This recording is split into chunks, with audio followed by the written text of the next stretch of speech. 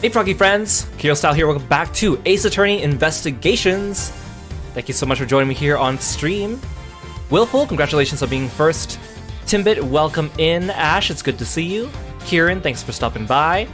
Psycho Reaper, hello, hello. Cole, hope you're doing well. Okay, so today we are starting the final episode of the first Investigations game, Turnabout Ablaze. Now this episode is pretty cool, and of course, it wraps up a lot of the loose ends from all the other episodes we played so far regarding the Yatagarasu and the smuggling ring. So a lot of stuff is going to happen here, and it's a pretty long episode too. I think it is one of the longest in the series.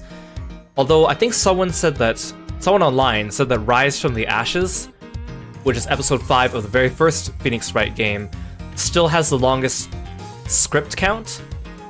Although it's not the longest episode anymore just because the other episodes have gameplay and animations and stuff like that too. So I don't know where this stands right now in terms of length, but it is, again, pretty long. And I think we're probably going to need 3 streams to cover everything here, which is fine because I'm enjoying myself. So let's get to it and do Turnabout Ablaze. I think Turnabout Revolution is still the longest episode right now, which is the last case of Spirit of Justice, but don't quote me on that, I could be wrong.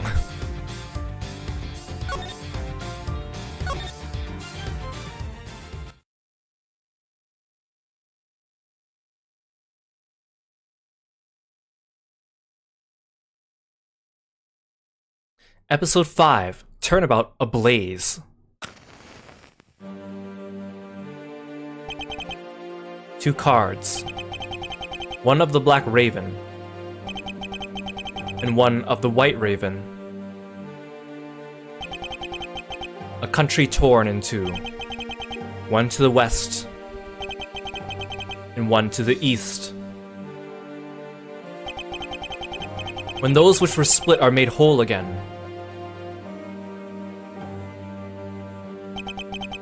the truth will reveal itself.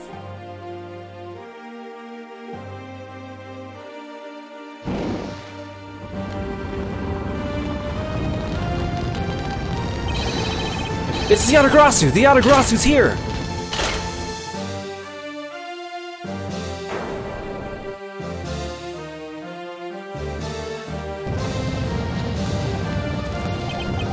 You! Cursed Yatagarasu! Kei! You!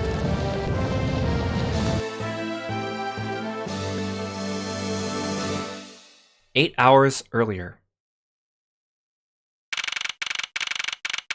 March 14th, 10:17 a.m. High Prosecutor's Offices, room 1202. It's so nice, almost dreamlike, to finally have a chance to relax and sip some tea. Especially after what a whirlwind the past few days have been. On my return flight, I was dragged into a case involving an Interpol agent's murder. The next day, I investigated a kidnapping and a murder at the Gatewaterland theme park. And later that night, a detective's dead body welcomed me back to my office. Along with a thief who was out to pilfer files related to a case from 10 years ago. How did I manage to find myself in the middle of so many cases back to back? Well, at least I have today. All I ask is I be allowed to spend it quietly. Mr. Edgeworth! Well, that's UK. I thought it was Gumshoe. This is big! Big, I tell you! Hey! What's wrong with you? Where's your enthusiasm? And suddenly, the phrase, "the fragility of dreams," comes to mind. What are you talking about, fragile dreams? Come on, let's go! The fake Yatagarasu isn't going to just find herself, you know? Well, if you must know, it's possible that I was paid a visit last night by your fake. Say what? Unfortunately for us, the thief managed to escape. But even now, we're still looking for this criminal. However, I must warn you that we've only had a few hours of search so far. So I must insist that you be patient on this one, Kei. What's with you today? Are you sure you aren't sleep talking to me right now? Anyway, I got something much more important that I want you to see. Oh, and that is... Take a look at this. On March 14th, I will be there to steal your dirtiest secret. That's quite a bold declaration to send to an embassy. I suppose it was inevitable that a newspaper would catch wind of this. The date the card mentions is today. Today, huh? Come on, we gotta hurry. The embassy awaits. I suppose it is quite an urgent matter. However, you do know which country's embassy we should be investigating. Well, it's some really special country, and I'm actually really fuzzy on the details. Never mind that. Where's all your energy? Why are you so lackadaisical today? I'm not, Kay. You're just too wound up. Well then, you should get too wound up too! Because this just might be our chance to catch that woman. You mean Miss Yu? The woman who killed Kay's father, Byrne Faraday, 7 years ago.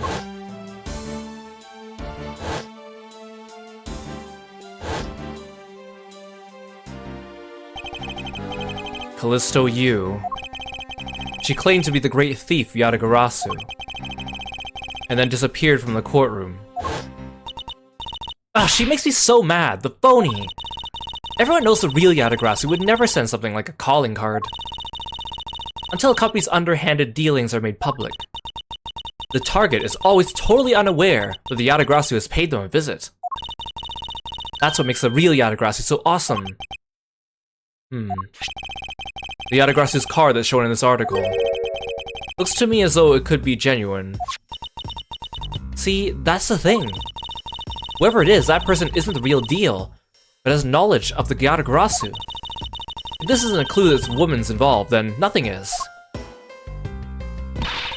Come on, Mr. Edgeworth, out the door you go. Wait, there are a few preparations I must make before we go. There's something interesting about this card we found last night here in my office. It's of a different color than the one in the article, which makes me wonder why. What's up? Any reason why you're boring a hole through the newspaper with your eyes? No reason at all. Very well, seeing as how Miss Yu is also someone of special nature to me, I agree there is some merit to be found in investigating this. I knew you'd come around.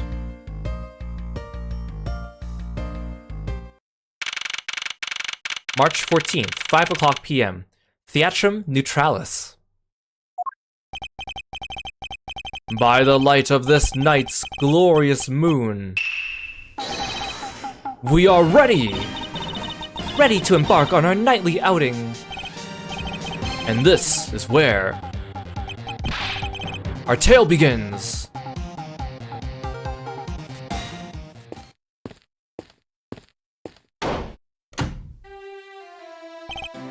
Huh, what a coincidence.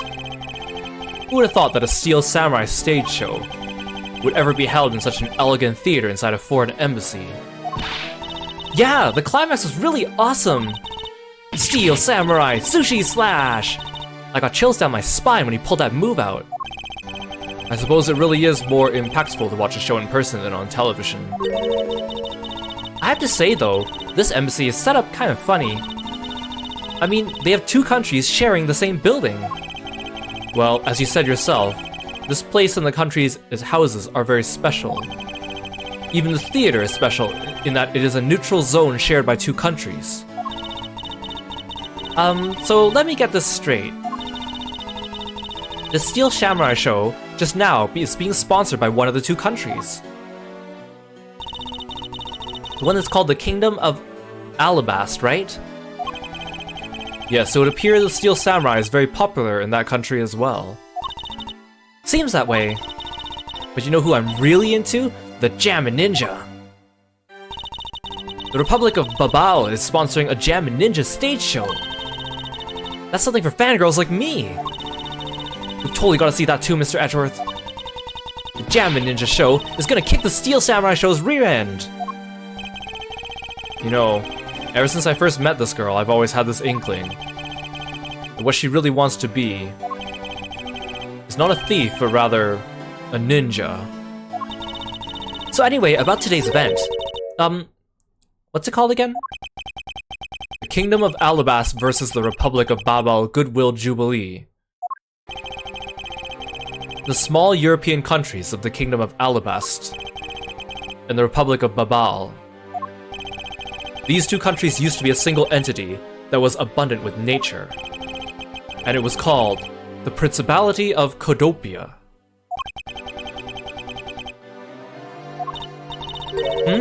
Is everything alright, Mr. Edgeworth?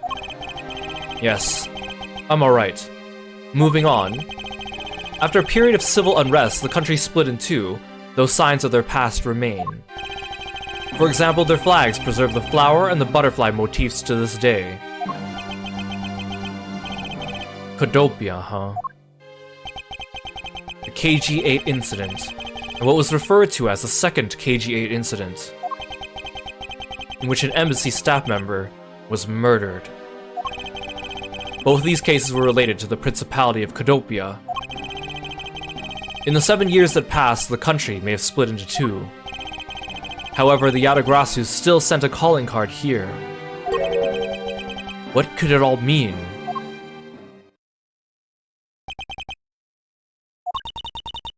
Mr. Edgeworth, I know you're thinking about something. Oh, excuse me. What were we talking about again? If you could please stop spacing out on me. Anyway, we were talking about the Alabast versus Babel Goodwill Jubilee. The two countries have had a pretty bad relationship with each other, but supposedly they've been trying really hard to make up recently. That's why they decided to hold this event. If that's the case, then why the versus? Apparently that's a really common thing in Japanese, like, tokusatsu stuff, is that whenever there's a crossover, they'll say it's versus, even though the two parties may or may not actually be fighting each other, just because it sounds cooler. Also, both countries claim to own the real Primaduck statue, a national treasure to both.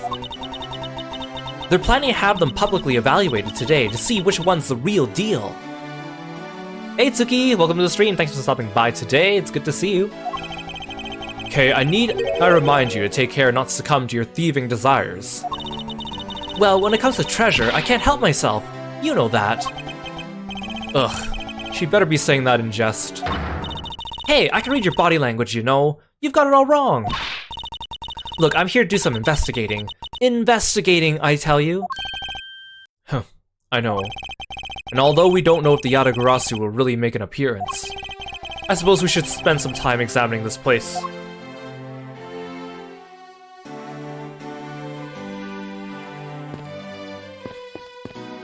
Oh, hello. Where in tarnation are they? Come on, Big Scoop!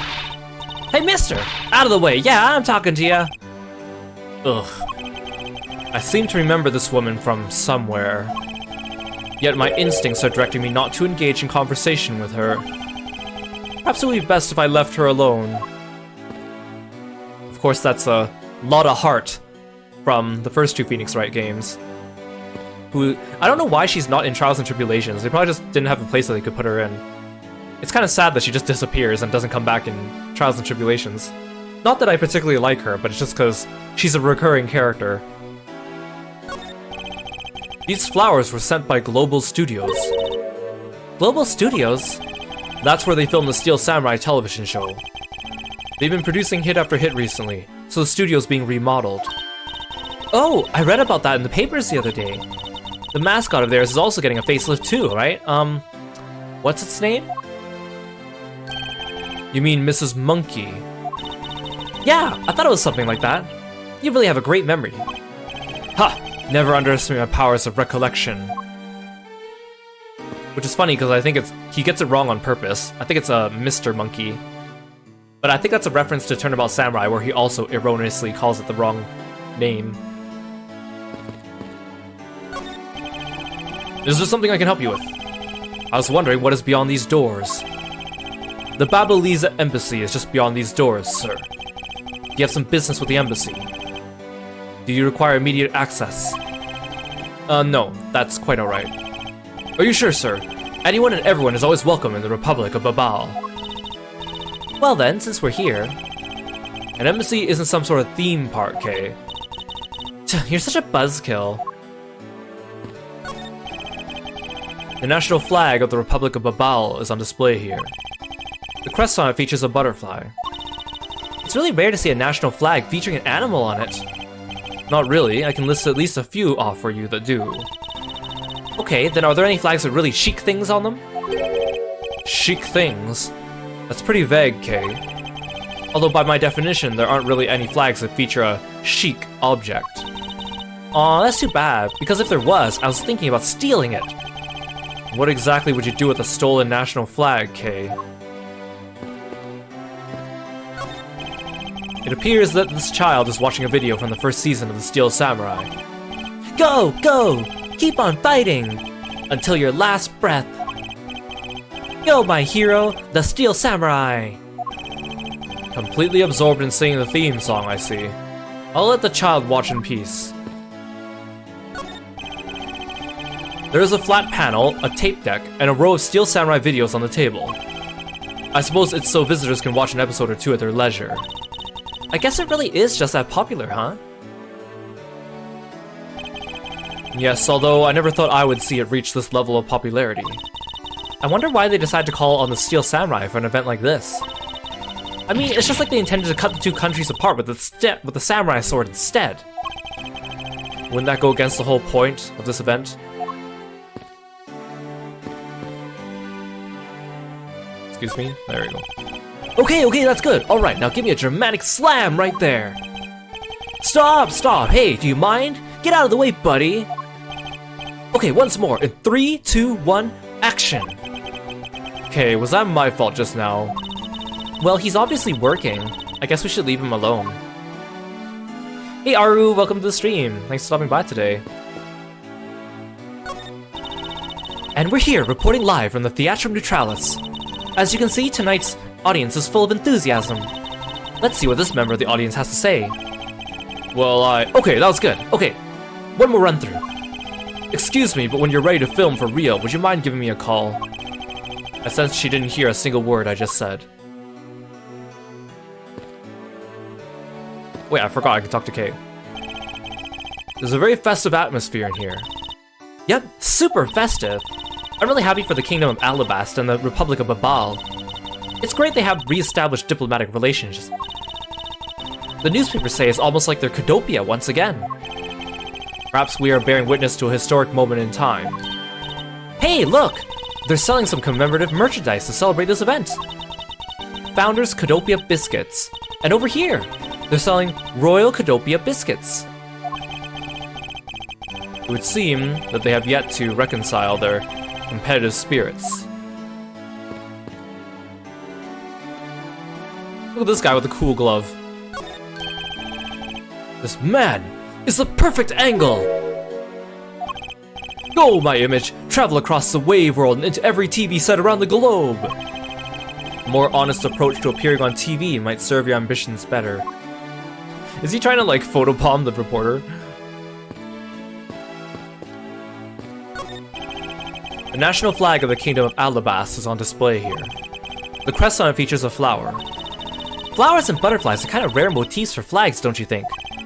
Well, when they used to be Kudopia, the government used to take pride in its land. The citizens also love the rich, bountiful nature all around them, thus the design. Hey, if the Steel Samurai got popular enough, do you think they'd put him on the flag? Are you in your right mind, Kay? Maybe the Jammin' Ninja would make a better candidate. Don't make me laugh. Only the Steel Samurai deserves such an honor. Hey Angora, welcome to the stream. Thanks for stopping by. Is there something I can help you with? I was wondering what is beyond these doors. It's the Alabastian Embassy. Now, unless you have some business with the embassy. I suppose I can't really claim to have any business with the embassy right now. Well, you don't have to be so rude about it, Mr. Guard. Huh.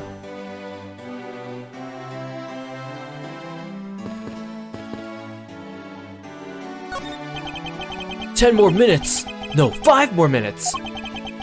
But isn't it really bad for me to spend time doing this? It's no use with someone just please tell me what I should do! You appear to be troubled by something. May I be of assistance? Leave me alone! I'm trying to figure out just the right time to talk to that girl over there. And if I mess up, it'll be because I'm talking to you right now. Somehow, I get the feeling he's about to fall flat on his face. Well, let's just do as he wishes and leave him alone. Those are some nice flowers. I wonder who they're from. Gatewater Imperial Hotel. Oh, Gatewater Imperial Hotel. What's this, Mr. Edgeworth? It's an ultra-luxurious hotel that sponsors the Steel Samurai series. I've been there once to investigate a case. Oh, so what kind of case was it? I believe it was related to the Nickel Samurai and the Jammin Ninja. Oh, I remember reading about that. You must be the head of the Steel Samurai affairs down in the Prosecutor's office, huh? I should think that even you can figure out such an office does not exist, Kay. You know, I've seen a lot of these shows in a bunch of other places, but today's show, it was like they went for a complete comedy, you know what I mean? Yeah, in that last show, the Steel Samurai Sushi Slash, I couldn't help but laugh. I know, right? And that Pink Princess's movements were really stiff. In the middle of the show, I could swear I heard her hip crack. Oh, I know, I totally thought that too. The Pink Princess's bad hip? Seriously, just what were they thinking, you know? I suppose there's no graceful way to enter this conversation. I wasn't expecting them to auto-proceed the plot, or the script for that conversation. There are pamphlets about the two embassies here on this table. It still looks weird to me. The country split in two a few years back. And they shared the building and its grounds 50-50 ever since. Oh, I guess it's because they don't have the money to build two separate ones, huh? I should think that's not the reason why, Kay. I suppose I'll just help myself to one of these.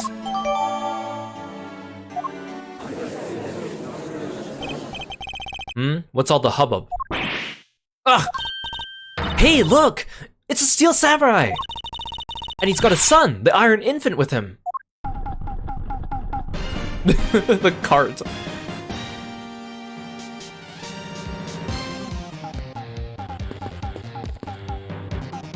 Does everyone else still say the same things? Yeah. Come on, Lana, shouldn't you be taking pictures?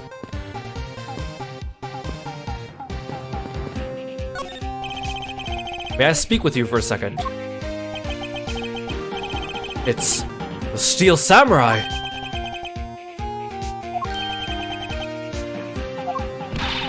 Mr. Edgeworth, what are you glaring at him for? Please excuse me. It's just that I've never seen a superhero up close before. It looks like he's written something for you. To Edgeworth, from Steel Samurai Daddy, married man of Neo-Old Tokyo. Wow, an autograph! Pretty cool you got one, huh, Mr. Edgeworth? Huh.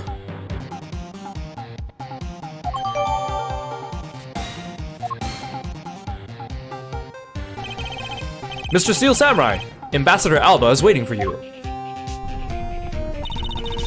Now the Steel Samurai will proceed to enter the kingdom of Alabas to shake the hand of the ambassador. The Steel Samurai isn't only here for the two countries tonight, but rather can be thought of as a goodwill ambassador from our own country as well. There he goes, off to spread goodwill to the world. He really does seem like a goodwill ambassador, doesn't he? Yeah, Edgeworth is fanboying really hard over the Steel Samurai and trying his best not to show it. Okay, we're shooting the next segment now. Cue camera. In just a few seconds, the Jammin Ninja stage show is set to begin. After the show, the Jammin Ninja will enter the Republic of Babal. He is set to meet with the ambassador of Babal at that time. The Jammin Ninja show is about to start. We gotta head back to our seats. Regrettably, I don't have much of an interest in ninjas. Well, this show will change your mind. Come on, we need to hurry. If we miss even a second of the Jammin Ninja's awesome playing, I'll never forgive you. I suppose you're not about to give me much of a choice here, are you, Kay? They just cut right in front of the reporter. I could listen to that, a ninja marked for death lullaby song all day. His superb playing and that sad melody really brought a tear to my eye. And his heart-wrenching voice, now that's the Jammin Ninja's greatest weapon. Those pieces of Jammin Ninja merchandise over there, I've got to have them. I especially want the hair sticks they're selling exclusively at these shows. They're exactly like the ones the heroine, Princess Misola, wears in her hair. Anyway, hold it right there, Mr. Edgeworth. Yes? You're thinking of going home, aren't you? Well, it doesn't seem likely the Yatagarasu will be making an appearance tonight. Most likely it'll simply a prank. No way, I just know the Yatagarasu will show. But I thought you said that the Yatagarasu doesn't send calling cards. Yeah, I did, but... I figured from the very beginning this would wind up being a wild goose chase. But that card she sent was a genuine fake calling card. A genuine fake. Well, how can I word this? The Yatagarasu's mark that's on the calling card is exactly the same as my mark. Get it now? We've got a problem!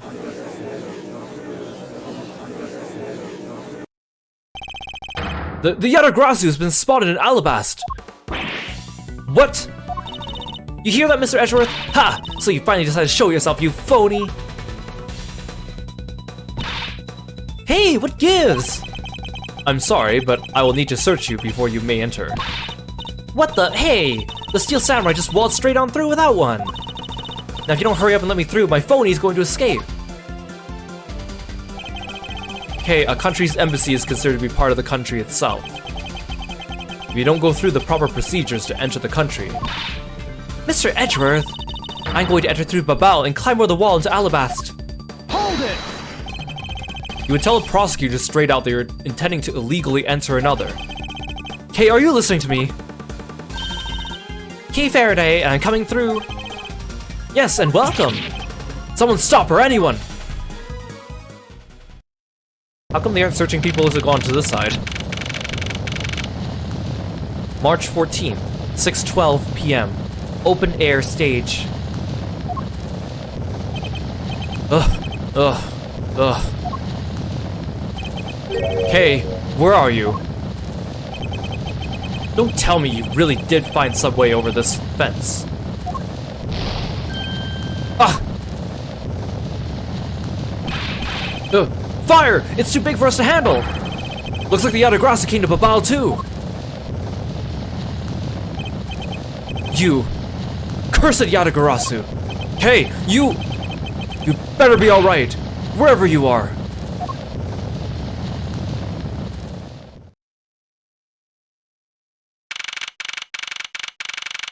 March 14th, 6:45 p.m. Babalese Embassy, Secretariat's Office. I told you, it wasn't me! Hold it!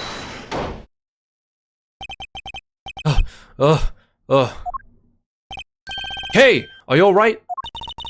Do I look alright to you? Now can you do something about this woman? Mr. Edgeworth! Detective Gumshoe, what is the meaning of this? Well sir, it's, this.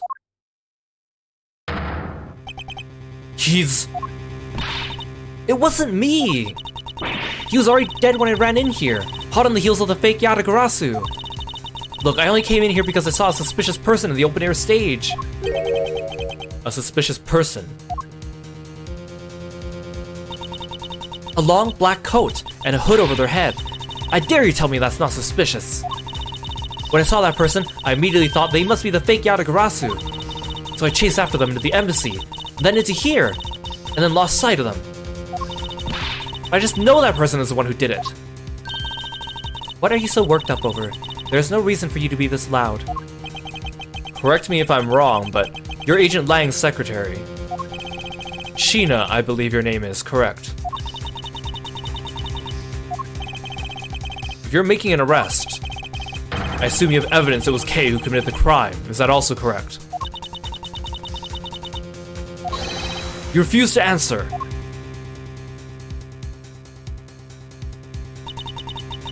I don't need to answer. You are merely a prosecutor in this country, meaning you have no investigative authority.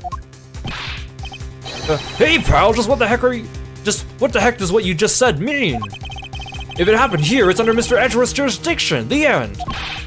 And seeing as how this building is sitting on our soil, we can investigate wherever we'd like. Unfortunately, Detective, Embassies are a different matter. Huh?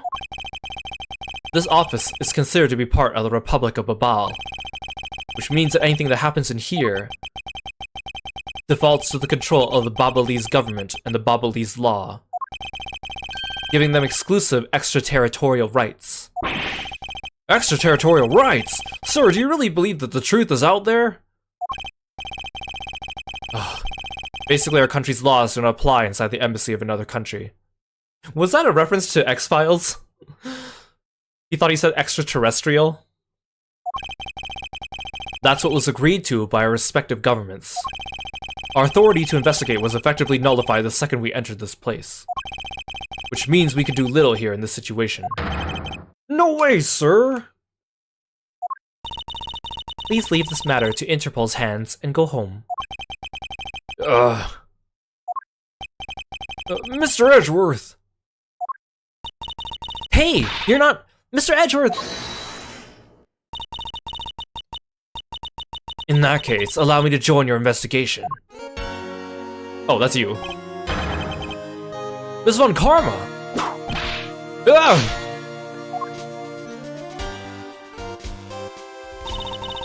Ambassador Paleno, I truly appreciate you allowing me to join the investigation. It's really nothing. Manny was my secretariat, so of course I want to help you as much as I can.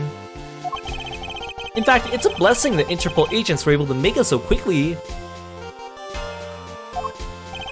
Francisca. Well, well. I never imagined I'd meet you here of all places. This is an embassy, meaning you have no authority to conduct. Hold it! Already? What is it?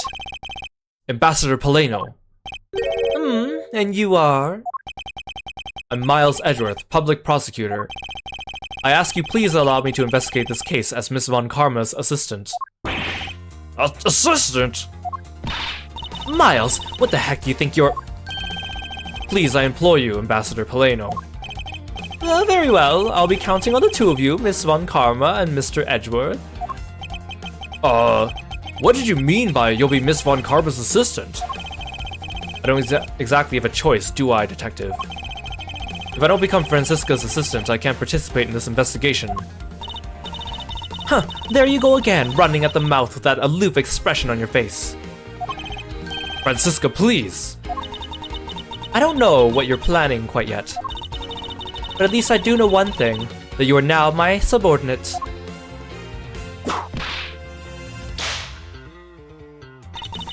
Just remember, my whip is always ready to wake you should you have a brain lapse. Of course. I'll keep that in mind. If you are done playing games. Right, let's begin the investigation.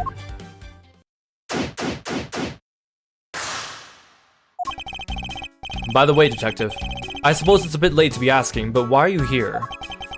Well, better late than never, I guess, sir. I was placed on guard duty for the Babalese embassy today. And why are our police guarding an embassy? Well, on account of the card they got from the Yatagarasu. They called upon us and asked us for our help, sir.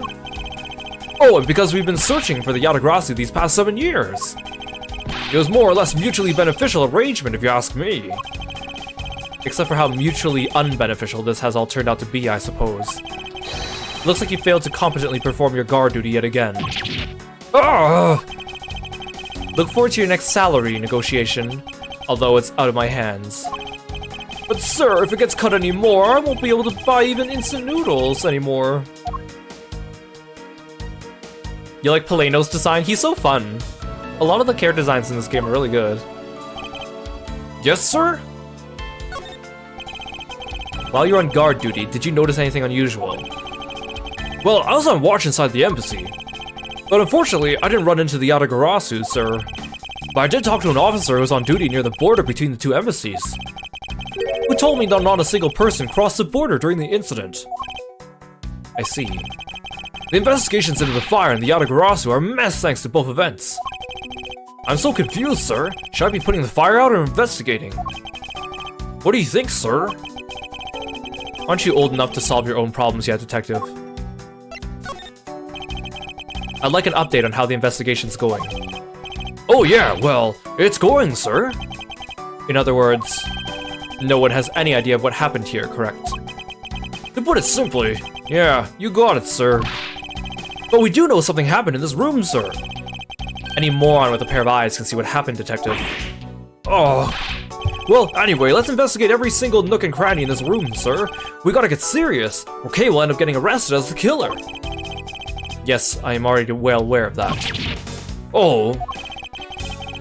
In order to find out what really happened here in this room, we'll need to gather whatever information we can. It's time to take a good look around.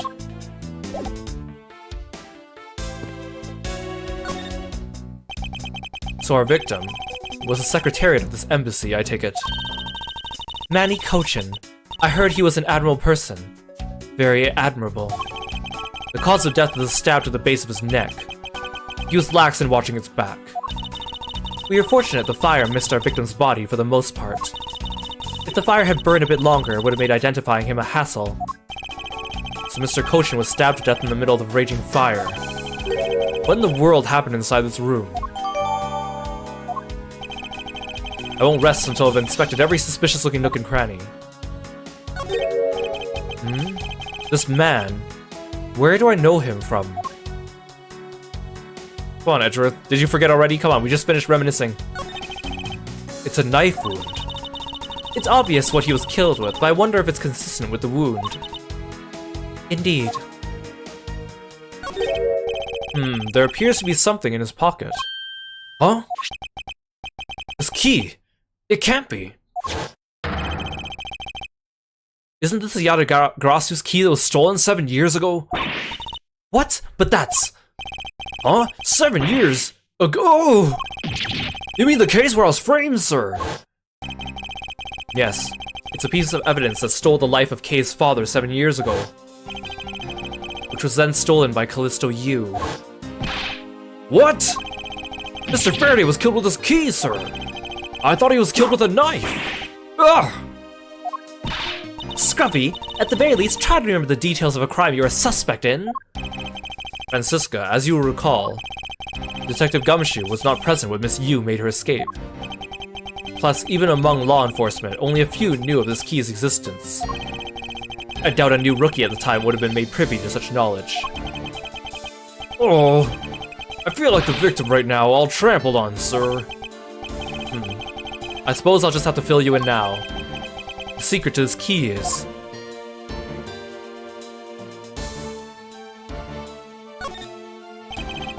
It's not that far-fetched to think the end of this key was meant to be a butterfly. The keymaker must have been a true patriot to have fashioned this after the national symbol.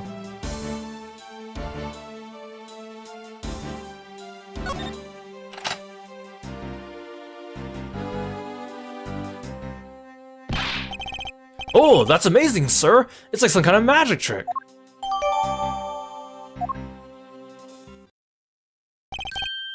I knew it. This is the exact same piece of evidence that Miss Yu took with her. I remember this beautiful pattern in the blade. I remember this well. It's a vine motif, isn't it? Yes, it looks like two interwoven vines crisscrossing down the blade. Vines, sir? I think it looks like a bunch of stars, if you ask me. It's one of those six-sided stars, just like the police mark on our IDs. I really don't think you can call these stars. To say that the detective's art sense is underdeveloped would be an understatement. The real question is, why was the Babyliss Embassy Secretariat holding this? While we don't know how Mr. Kochin came in to possess this key, we do know that this was stolen by the Yatagarasu from the Cadopian Embassy. That's right. Mr. Faraday had written that fact down in his organizer. I believe this means that further research is required into the country of Cadopia. Why don't you ask Ambassador Paleno about what he knows? Supposedly he was a candidate to be the next Cadopian ambassador once long ago. He should be able to answer any specific questions you may have. Is this knife the murder weapon? Some preliminary testing has been conducted. According to the results, the blood on that matches the victim's blood. The blade's shape was also found to be consistent with the stab wound. I suppose this means that we now know that the crime was committed with this knife. This knife's got some really fancy ornamentation going on, huh, sir? This thing's practically screams artsy to me, too. Although it's also covered in blood. Just like the last thing I said that was artsy. But the handle's pristine, and there's not a single drop of blood on it. Speaking of the handle, I believe it has a butterfly motif. It's very beautiful.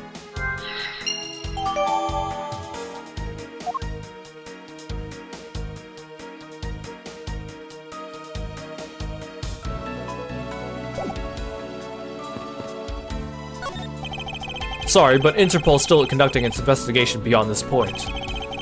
I'm a subordinate of Miss Von Karma. Is there some reason I'm being denied access? My superior clearly stated don't you dare let anyone near the site, you got it? If I let you examine the site, my superior would get really angry at me. You know, Mr. Edgeworth, I feel really bad for the guy, so why don't we do as he says? Yes, I suppose we might as well. That's some fireplace. You know, it really gives the place a mansion-like quality, don't you think, sir? Oh, these are a staple in every Bobbly's house. But I bet Santa Claus pays them a visit too. Just how old are you again, detective?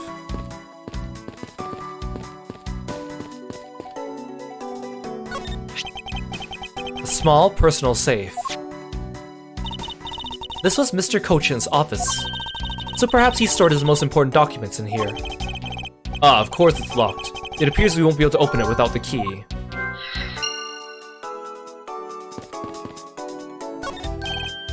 Hey! It's another butterfly! I believe it is the symbol of the Republic of Babal. A drawing this big on the wall of an embassy. It definitely conveys a sense of overwhelming patriotism. Well, I've got a lot of patriotism too, sir! The reason I became a cop in the first place was because I want to protect our country! You may want to, detective, however, I've yet to see the fruits of your desire. You don't have to be so blunt about it, sir. Because this is a national treasure, can I ask you please not touch it? I'm afraid the only ones allowed to touch it are myself and the Secretariat. Hold it! But there's a possibility it's related to the murder, wouldn't you agree? Hey, Mr. Edgeworth, why don't we give it up for now? We can force them to let us investigate it later when we find some solid proof. I suppose I don't have a choice here. This must be one of the Primiduck statues Kay was talking about earlier. Is it just me, or does this man look just like the Steel Samurai? They could be twins.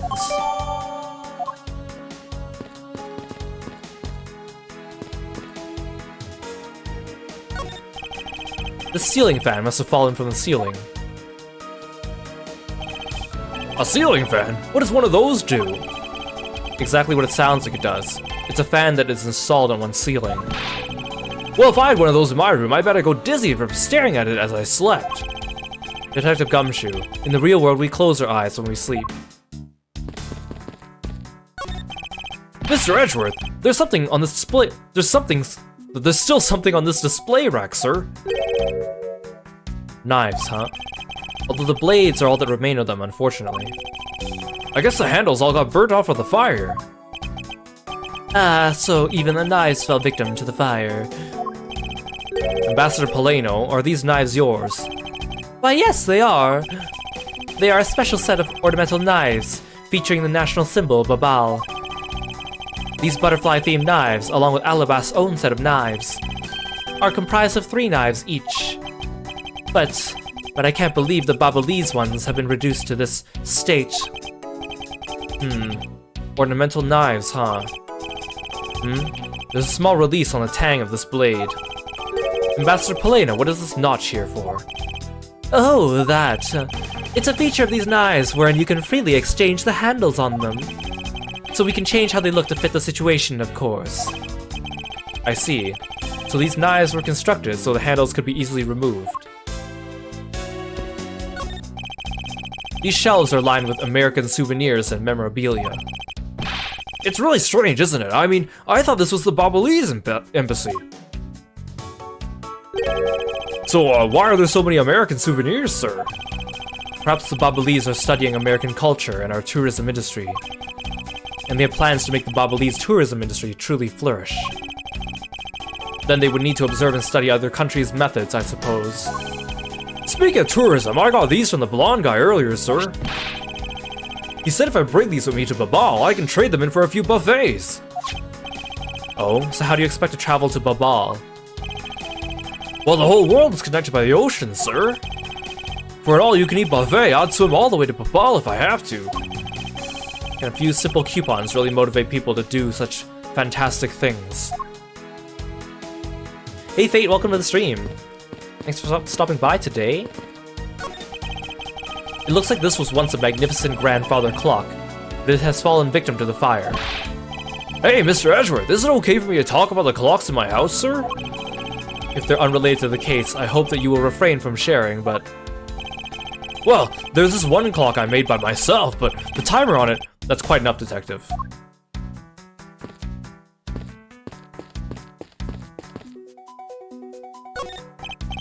Kay, are you alright? You believe me, don't you, Mr. Edgeworth? You don't think I did it, right? Yes, of course I don't. And I promise to prove that it wasn't you. That's enough chit-chat. You can investigate all you like, but it's only a matter of time before we take her in. It'll be wise of you to give up while you can. No, I don't think so. Kay isn't lying, and my investigation will prove that to be true. Go ahead and try it, if you're that confident. I can't allow this to continue on this way. I must prove her innocence post-haste.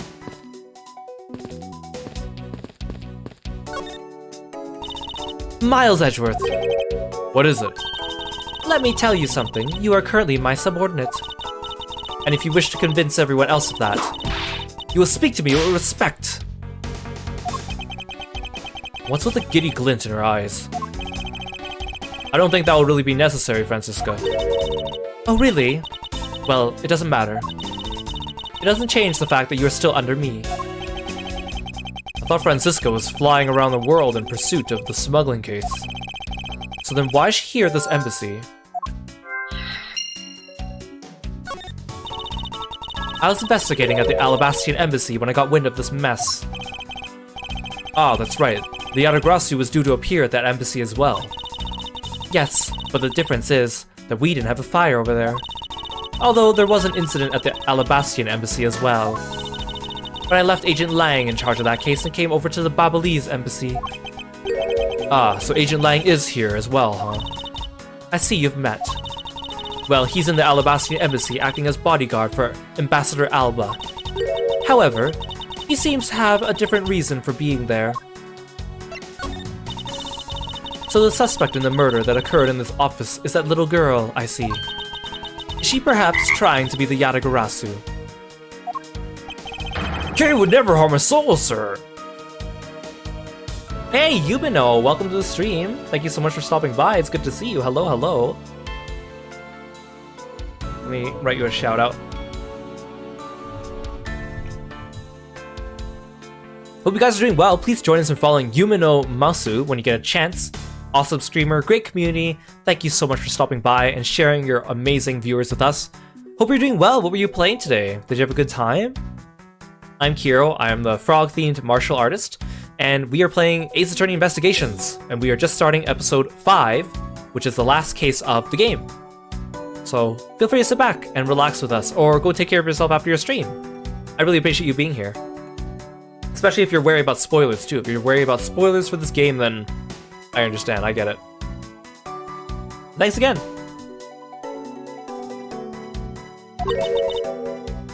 Kay?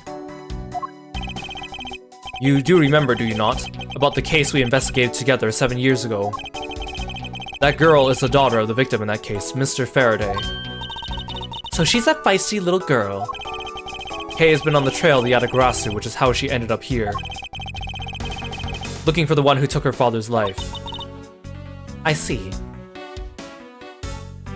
Oh, thanks for stopping by. Yeah, if you don't want spoilers, I totally get it. Go take care.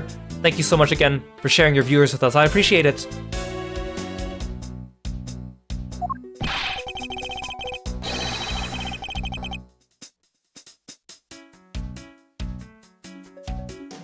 Oh wait, OBS is being weird. Give me a second.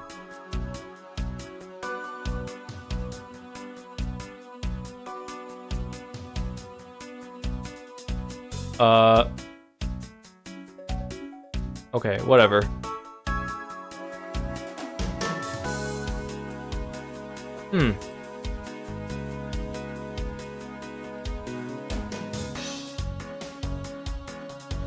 Okay, I'll fix that later.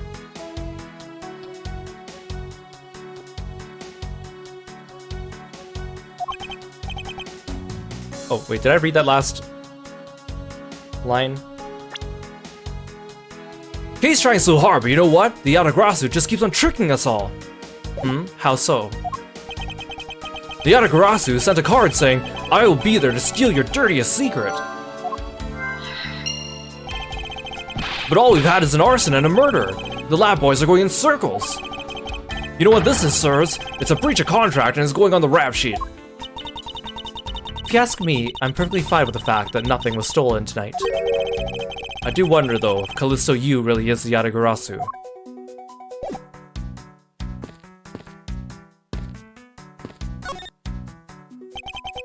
I can't believe that Manny fell among the thieves tonight.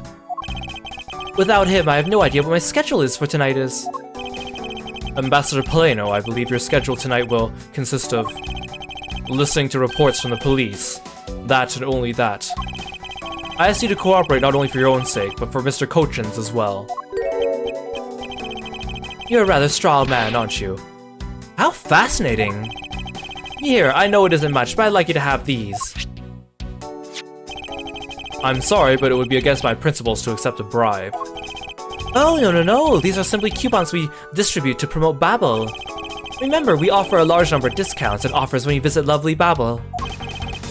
Now remember, the Republic of Babel is known for its feverish tourism industry. I was wondering if you might tell me a bit about the deceased Manny Kochin. He was my secretary, the embassy secretariat, charged with running the whole place.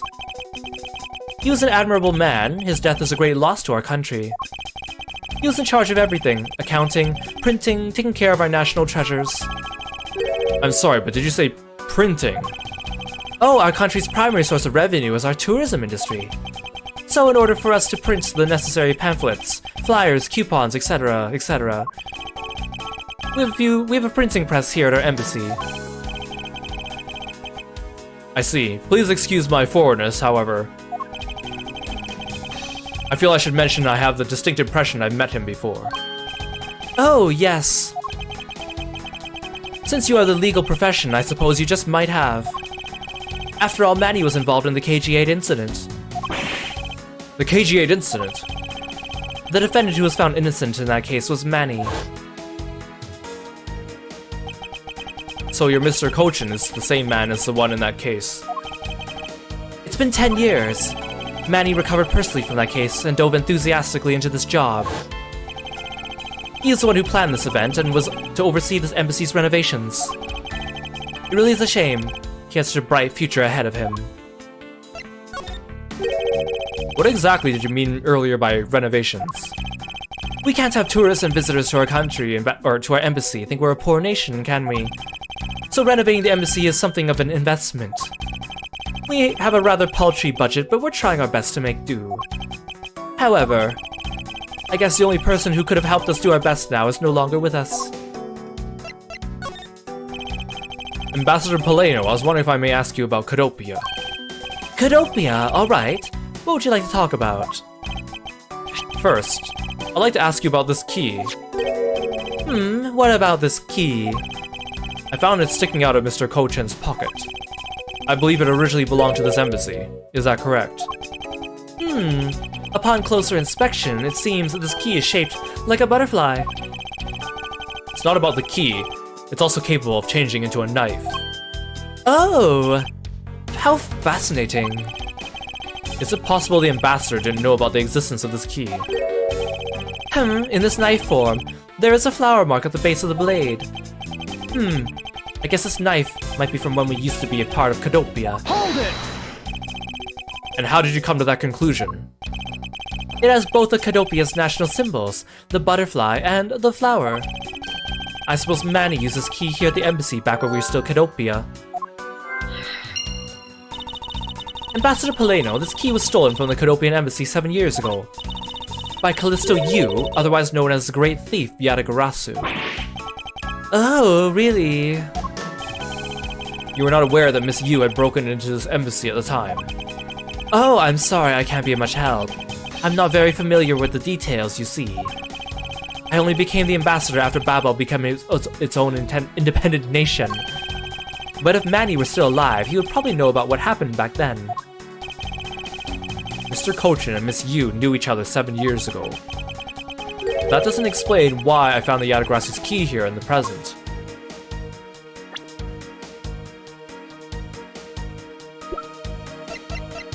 So, they haven't mentioned his first name, but I guess I'll talk about it now. So his name is Callias Paleno, and that's actually the scientific name for the Moorland Clouded Yellow Butterfly, which is, of course, his nation's symbol is the butterfly, so that's where they got that from.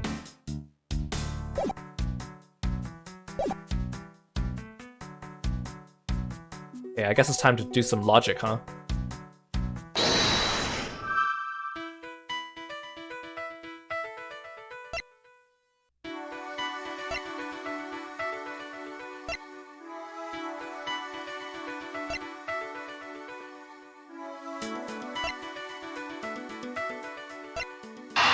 So this is Butterfly, and this is Butterfly.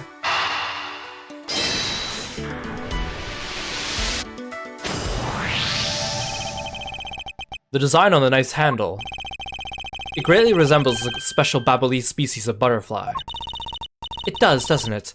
Plus, it says right here, this knife is property of the Republic of Babal. Perhaps this means the knife used in the crime was found right in this room.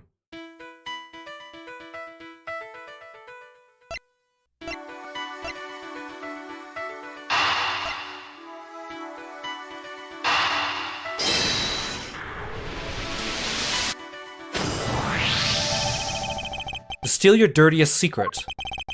Is it possible that the dirty secret that Yatagarasu was out to steal and is in this very room? Dirty secret?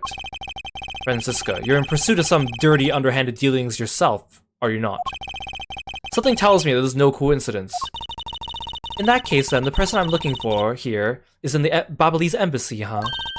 The head of the smuggling operation? I think I just might need to ask Francisca about her smuggling case in more depth.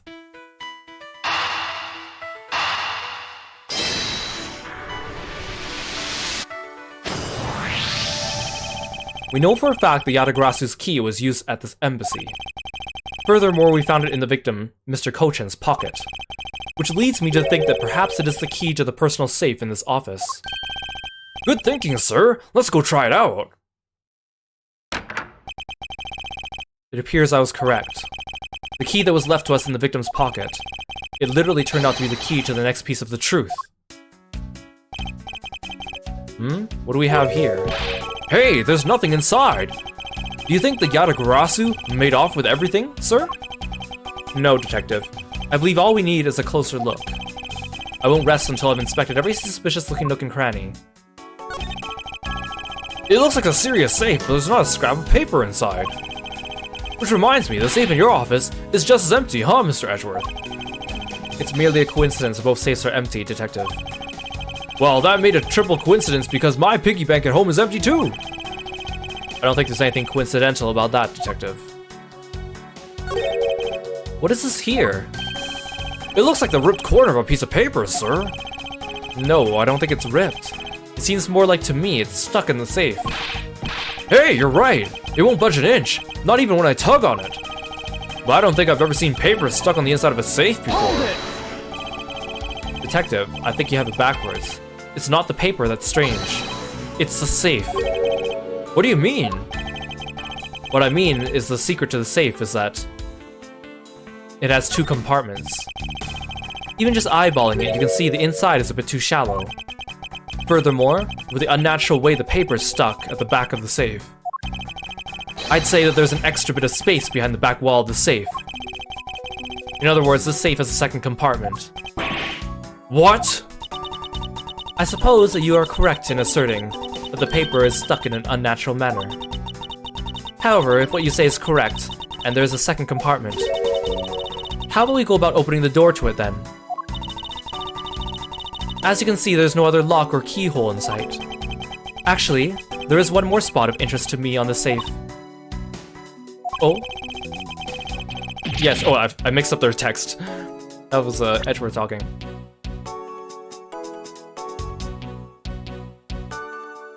Actually, there is one more spot of interest to me on the safe.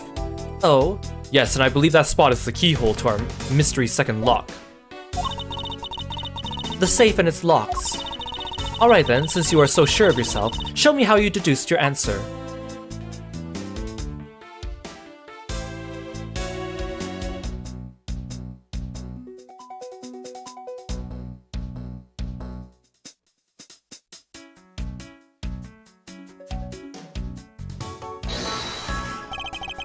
Is this spot somehow connected to any of the evidence I hold?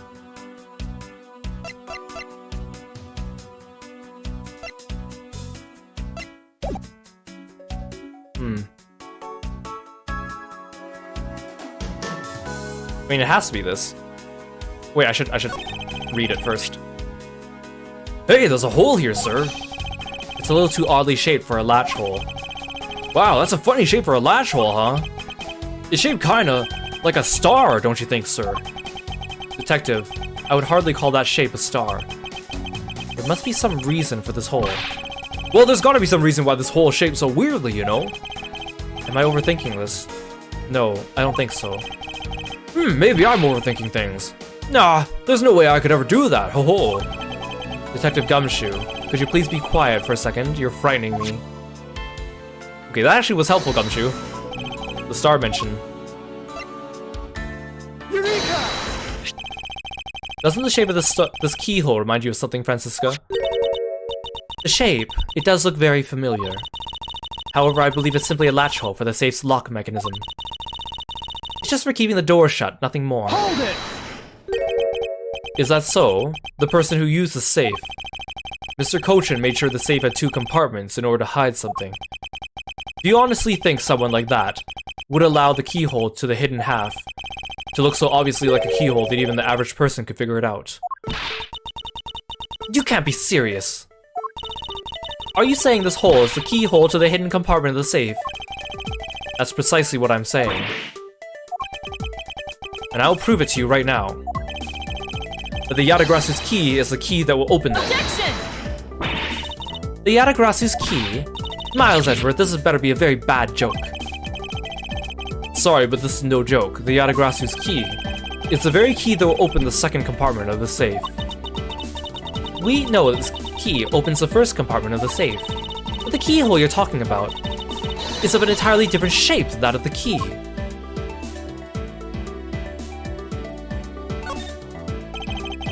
Let's go over this again, shall we? The Yatagrasu's key was originally made to open Mr. Cochin's safe in the Kodopian embassy. We confirm that as fact by opening the door to his safe with it. Now let's take a look at the back end of the key. Looking at the knife portion head on, what do you see? What are you talking? Ah! It appears you've come to understand what I'm talking about. When viewed head on, the knife's blade is the exact same shape as the keyhole. The real function of the knife portion is to act as a key to the hidden portion of the safe. But that's preposterous! Because it looks like a knife was used like one to kill Mr. Faraday 7 years ago. We fell under the same misconception, and it was always meant to be a knife.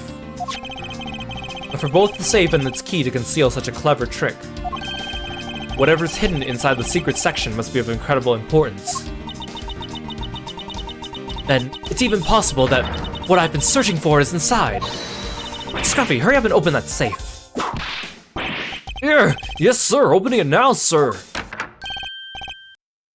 These items, they're... It's a bunch of funny-shaped things. I guess they're pieces of art, huh, sir? You're in the way! Now move, Scruffy! I didn't think I was in the way, you know. These pieces of art, they're identical to ones that have been stolen from various countries around the world. I figured as much. These are the treasures this section of the safe was to hide from view. I believe a more thorough examination is required. These are pieces of stolen art from around the world. I wonder how much they're worth, especially this one. Ugh! Scruffy, don't touch those valuable pieces of art with your filthy hands. Why, do you have any idea what would happen to you if one of them were to break? Is it just me, or did she hit one of the pieces of art just now? This is a document we thought was stuck earlier. I wonder what it's about. Beats me, sir. Why don't we take a look at it first before we give up, Detective? Mr. Kojin's name is written here on the last page. I wonder what the significance of this document is. To build this sort of trick into one safe is really something. Yeah, it's neat how the safe has 2 compartments. What's really impressive is that the other end of the key was another key. I hadn't noticed. I wonder if Mr. Kojin was just paranoid or he had secrets of that great of value. Speaking of paranoid, I went sharp on both ends of my pencil. But then when I went to erase something, I got all paranoid I was gonna stab myself. Please refrain from dispensing your special brand of unrelated stories while on duty. Yes, sir.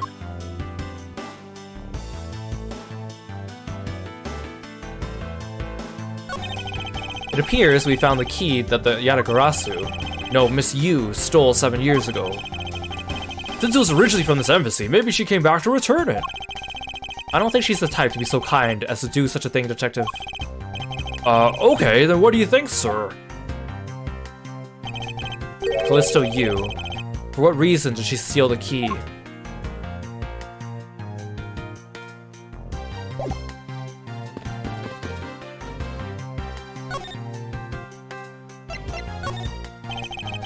Francisco, when we last talked, you said you were on the trail of a smuggling ring. I suppose the reason you're here now is related to that. Yes. After analyzing the intel we've gathered from various countries, this embassy rose to the top of our list of sites to investigate. And this is what tipped us off. This accounting document. It's only 1 page of the whole thing, so we're not sure about the details. However, it's enough for us to grab onto the tail of the beast. For you see, this type of paper was made only in the Principality of Cadopia, which means that somewhere in the countries of Alabas and Babel is the head. The one pulling the strings behind the entire smuggling ring. That's Francisca for you. She's amazing, pursuing this case with all she has.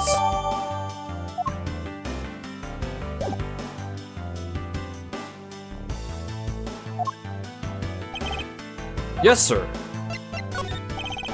I can't believe there's a secret door inside the safe. Yes, the stuff inside must be really, really important. Yes, they appear to be quite important. The little figures and stuff, I wonder how much those are worth. Knowing that they are stolen merchandise, I would say they're probably priceless. Their value is probably worth more than what you could ever hope to make in your lifetime. What? You're kidding, right, sir? I mean, they're so small. Well, we're talking about purchasing it with your salary, so, detective, so... Okay, then I guess those pieces of paper must be pretty valuable too, right? Yes, I assume so. I'm actually quite curious about them. Even if they're not physically worth much, great care was taken to hide them. Which means they must be very important documents to someone. I wonder if the papers in the safe might be related to the other documents.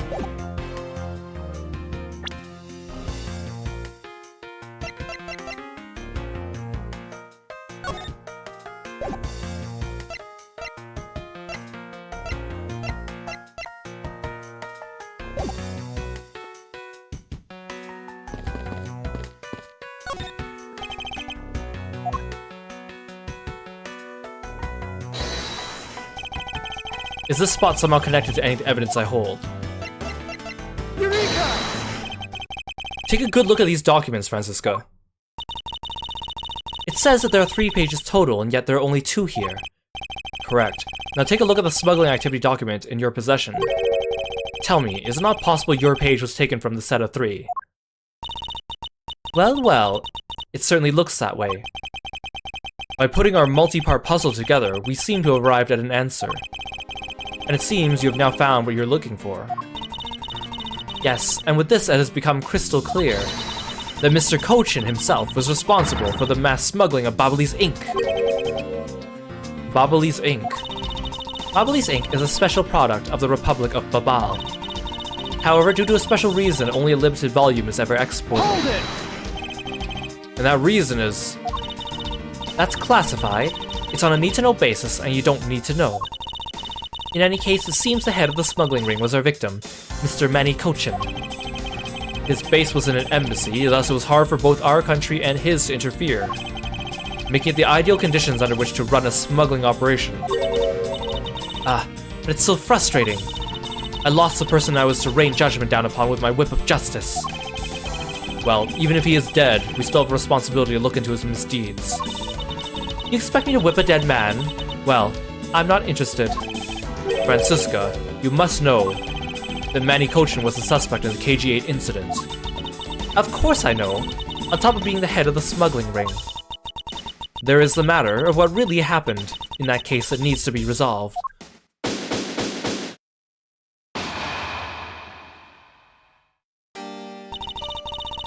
Are you done investigating? You realize now, don't you, that this girl is the only one it could be. Now come along quietly, Yadarasu, Kei Faraday. You are under arrest for the murder of Manny Kochin. Mr. Edgeworth! Please, you have to believe me! I didn't do it! I chased the fake Yadagarasu in here! And he was already... You have the right to remain silent. Anything you say can and will be used against you. Hold it! I'd like to help you reduce the number of mistaken arrests Interpol makes. What is that supposed to mean? I believe I told you that Kay Faraday is not the culprit of this crime. Very well. I suppose I have no choice. I'll show you just how foolish your claims are.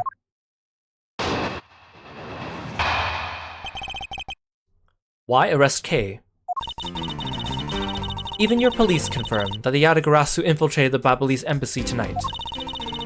Utilizing the confusion caused by the fire, the Yadagarasu snuck into this embassy. Furthermore, this girl claims to be the Yadagarasu.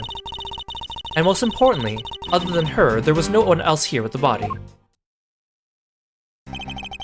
Your reason for suspecting Kay is because you think she is the Yadagarasu. Exactly.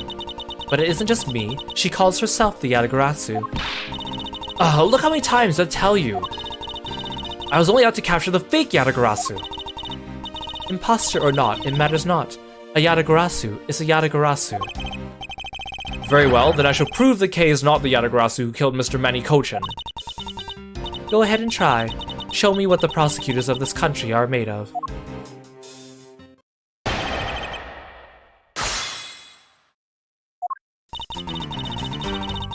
Even your police confirm that the Yadagarasu infiltrated the Babalese embassy tonight. Hold it! They may have confirmed it, but are you telling me that no one else could catch the thief? So you're basically admitting that the Yadagarasu that committed murder eluded us. Of course, I chased after the Yadagarasu that entered the Babalese embassy right away. And that is also why I'm making this arrest right now. Because at the end of my long chase, there was only this girl. Oh! In any case, this is what I believe happened tonight. Utilizing the confusion caused by the fire, the Yadagarasu snuck into this embassy. Hold it! The confusion caused by the fire. Are you saying that the Yadagarasu was not the arsonist who started the fire? A suspicious person in the long coat was spotted in the area. Officers in the area claim to have seen that person start the fire. It sounds like we have a phantom in our midst. Yeah! In a way, he could be considered a phantom with the way he randomly appears. Furthermore, this girl claims to be the Yadagarasu. Just because she calls herself that, it doesn't prove that she's a killer. No, but it does give her a motive. The Yadagarasu sent a card saying, "I will be there to steal your dirtiest secret." Furthermore, there are documents pertaining to some smuggling activity in this room. She obviously wanted to steal them. So she killed Mr. Kochin for the key. I see. Her logic is very sound. I expected nothing less of Agent Lang's secretary. However, that statement just now didn't sound right. It might just be the opening I need. She wanted to steal documents regarding smuggling, so she killed Mr. Kochin for the key. Hold it! So you're claiming that Kay knew that a foreign country's embassy had such documents. As stated in the calling card, the Yadagarasu was out to steal a dirty secret. Which means the goal tonight was to steal those smuggling activity documents. You have it all wrong! It was the fake that sent the card. Your words are meaningless. If you are truly innocent, then let's see some proof. Hey, Mr. Edgeworth. I leave it to you to handle this. Yes. I'd rather you did. The Yatagrasu's goal, huh? You claim she's innocent, but you can't change the facts I've already outlined. And most importantly, other than her, there was no one else here with the body. Hold it! I really don't think that being the first to discover the body makes her the killer by default. No, but if you saw the self-purported Yatagarasu standing in front of a body, wouldn't you get a little suspicious yourself? Ugh! Even so, I'd still listen to what that person had to say before I pass judgment. Huh! Are you talking about yourself and those times when you were under suspicion? I think the pain of being falsely accused is something you really should experience. I personally know that feeling really well, sir! And given my situation, I now know exactly what it's like too. I'm fine with never experiencing it, ever. Are you done with your little group conference? So Agent Sheena suspects Kei of murder simply because Kei is the Yatagarasu. If I can prove the Yatagarasu's goal is not related to murder, then I may be able to begin to reason with her. I mean, Kei, it probably wasn't a good idea to just run around telling everyone you were a great thief. I mean, I'm just saying.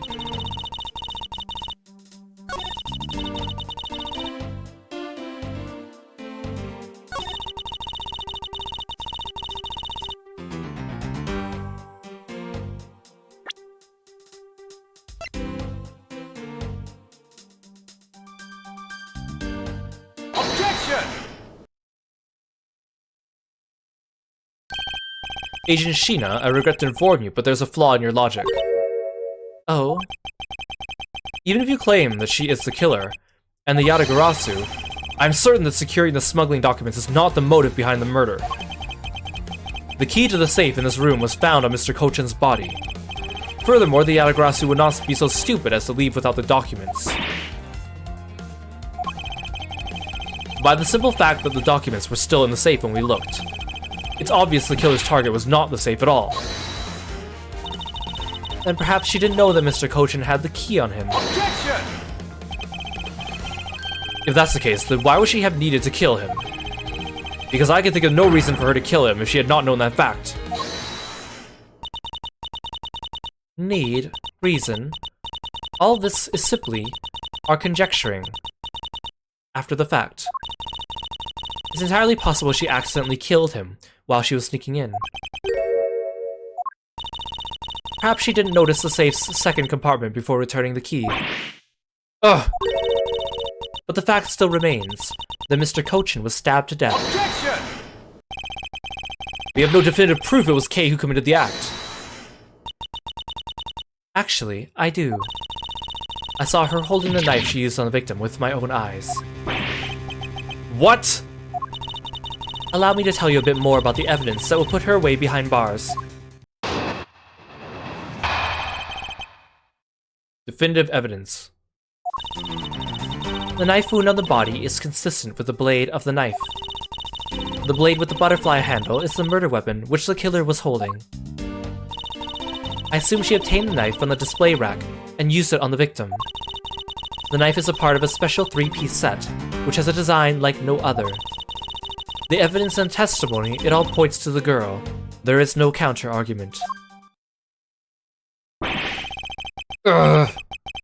That is your definitive evidence? You see now, she is definitely the killer, right?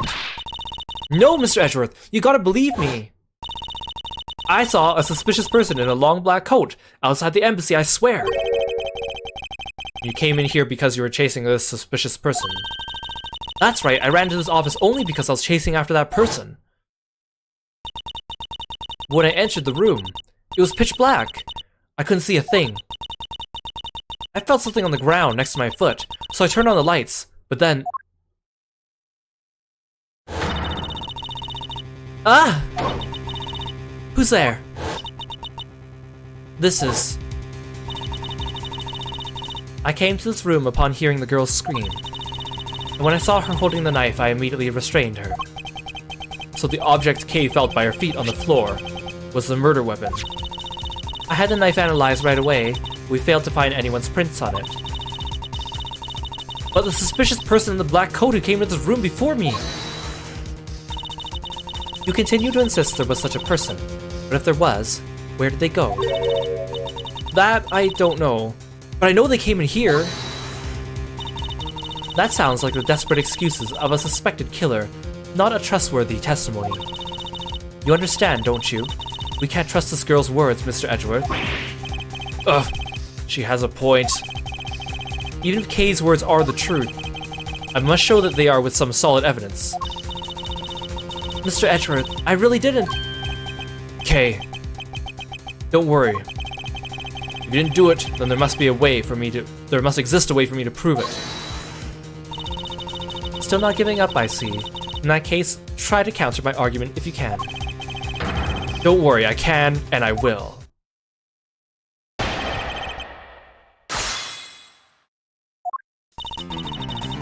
The knife wound on the body is consistent with the blade of the knife. Does this mean you already have the results back? We have confirmed that the shape of the Ablaze knife's blade matches the wound. Please don't confuse the efficiency of Interpol's forensics teams with your own. Objection! I won't if you don't underestimate our police force. And so we're clear, I'd hardly say your logic is sound, which you will see in a bit. If you can prove me wrong, please, by all means, go ahead. This has been my intention all along. Now let us return to your testimony. The knife with the butterfly handle is the murder weapon which the killer was holding. Hold it! You mean to say you saw Kay holding the murder weapon with your own eyes? I was also on the search for the Yatagarasu. When I heard the girl's scream coming from this room, I rushed over straight away. When I arrived, I saw the girl standing there, motionless, with a knife in her hands. But I already told you, I only came in here because I was also after the Yatagarasu. The suspicious person I saw came into this room. When I entered, it was pitch black. I felt something by my foot on the floor, so I turned on the lights, and then you found out that it was the murder weapon at your feet. How many times do I have to tell you? We can't trust the words of a suspect. The only thing you'll accept is evidence, is it? That's the only acceptable way to counter an agent of Interpol on the scene of a crime. Mr. Edgeworth, you have some kind of evidence that could prove me innocent? I think I do, because there is one piece of evidence I find to be a bit interesting. I think I need to carefully examine that piece of evidence again. I assume she obtained the knife from the display rack and used it on the victim. Hold it! I ask you please refrain from speculation. It's a sound hypothesis derived from the evidence. There's no room for debate. Ugh. Miles Edgeworth, know that an ungraceful loss would not be tolerated, my subordinate. Now rebut her hypothesis with factual logic. Otherwise, what was your investigation for? Yes, you are correct. Thank you. Helping a subordinate out with evidence, or with advice, is the job of any good superior. She seems to be rather enjoying herself, but she is correct nonetheless. Agent Sheena, please continue with your testimony. The knife is a part of a special 3-piece set, which has a design like no other. Hold it! About the 3-piece set, is there really no other like it? Let's ask Ambassador Paleno for more details, shall we? The knives are indeed special. They have the butterfly, the symbol of the Republic of Babal, engraved on them. And because there are only 3 of them in the world, they are very, very valuable. The national symbol, huh? Well, the knives are covered in the butterfly design. Along with the Alabastian set, our respective countries only have 3 knives each. I see. Are you satisfied now? If so, let's continue. The evidence and testimony, it all points to the girl. There is no counter-argument. Hold it! No, I believe there is still room for debate, and I'll thank you not to decide that for me. I didn't decide anything for you. I'm merely looking at reality the way it is. Objection! Are you sure you're not just viewing the facts through rose-colored glasses? But my glasses are black. Mr. Edgeworth, I think she's mad at you. Perhaps. But our definitions of reality are a tad different. Are the two of you done chatting?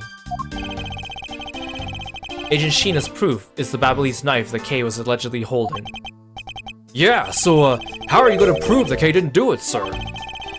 Agent Sheena wants to suspect Kay merely because Kay was the only one here. Then I must show with evidence that Kay couldn't have committed the murder. But do you have such evidence, sir? Yes. There's one piece of evidence that seems very unnatural to me. And I believe it is my duty to point that out to Agent Sheena.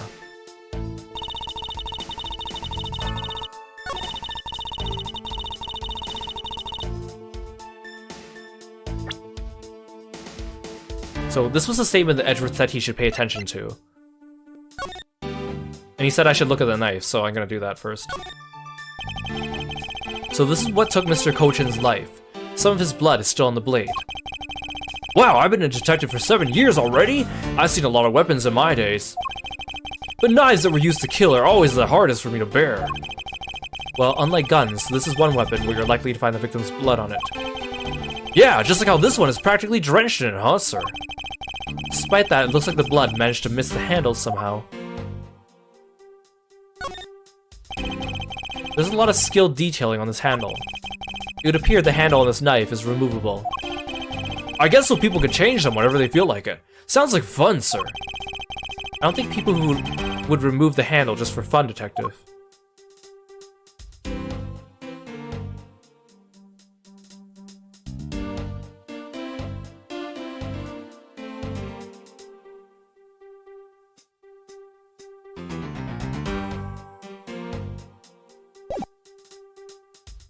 Objection!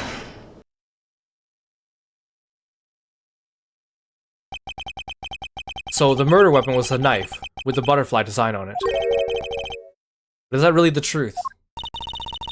What are you getting at? I'd like for you to take a look at this. There's blood on the blade, and yet there's not a speck of blood on the handle. This signifies that at the time of the crime, a different handle was attached to this blade. The knife that Kay was holding has the handle switched, and was in fact not the real murder weapon. It wasn't the real murder weapon. This knife can be taken apart. Shall we give it a go? As you can see, the Ablaze knife has now been disassembled into 2 parts. The killer must have pulled the murder weapon out of the victim's body, and proceeded to swap the knife's original handle with this butterfly one. It was all to create the illusion that Mr. Kochin was killed with a butterfly-themed knife.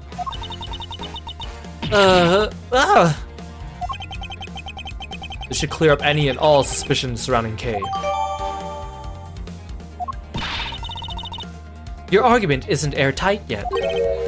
How so? It's possible that the girl herself is the one who switched the handles. Hold it!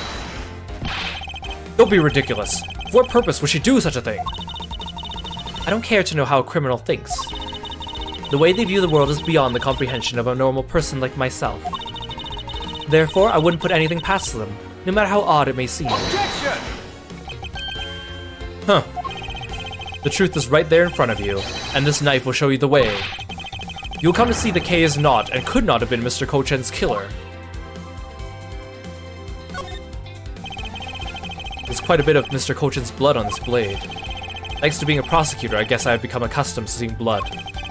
But this is not what is important right now. What is this mark on here? It's the mark of a flower. I assume you know what this means. No, not really. Butterflies rest on flowers all the time to drink their sweet nectar. And so they do. However, would this butterfly really drink the nectar of this flower? The answer is clearly not a chance. Now to prove the relationship between the butterfly and the flower with this.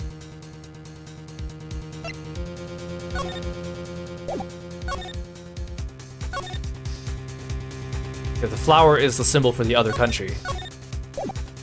Take that! You can't be serious. It appears you made that connection. The flower on this blade is designed after a certain country's national symbol.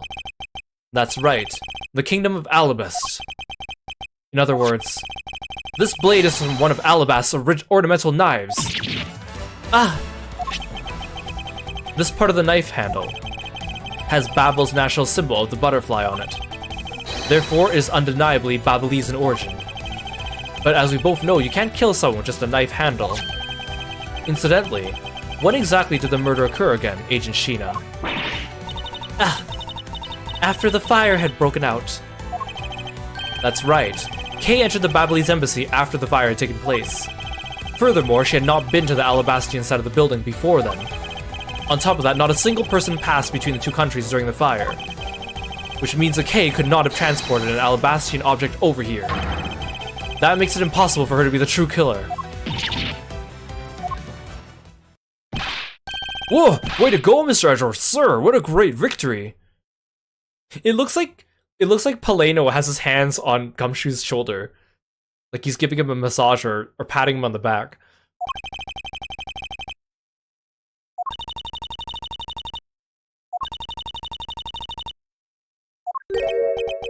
Hey, why is everyone so quiet? I'm happy we got this far and cleared Kay's name. What worries me now is what will happen next. Objection! What is the meaning of this? An Alabastian knife here? Do you mean, how did this thing find its way to the Republic of Babal? It didn't just find its way over. Rather, we should focus on how it was smuggled over. You know what? My brain hurts thinking about it while we're just standing around. Thinking while you're on the run? Now that's the way a real great thief operates. Okay. Oh, thanks a bunch, Mr. Edgeworth, for proving me innocent, I mean. You believed in me the whole time, right? Tell me you did. Not really, but... Huh, come on. You don't have to be shy about it. Your argument is still not airtight. Would you care to elaborate? I understand now that the girl didn't commit the murder. However, there is still the possibility that she is the Yatagarasu. That again? Look, how many times do I have to explain it to you? I'm the real Yatagarasu. Okay, you're not making a good case for yourself. Just stop calling yourself the Yatagarasu. I'm not like that fake one that goes around setting fires, okay? Whether you're the real deal or a fake, it doesn't really matter. All I have to say is this. I have my suspicions that this girl is the one who started the fire. Objection! Preposterous! On what grounds do you suspect of her of such a thing? The fact she calls herself the Yatagarasu, that in itself is the most elegant proof. Miss Sheena. Yes. I have no intention of taking back any of what I've said. I am the great thief Yatagarasu, and I refuse to allow some imposter to claim that name as their own. The path of justice that my father pointed me towards. I will walk it the best I can. It's not good to be so stubborn. I hope you understand that. Thanks a lot for the concern, Machina. Let me share something with you too, as a token of my appreciation. Those sunglasses totally do nothing for you, so I'll steal them for you next time, okay? What?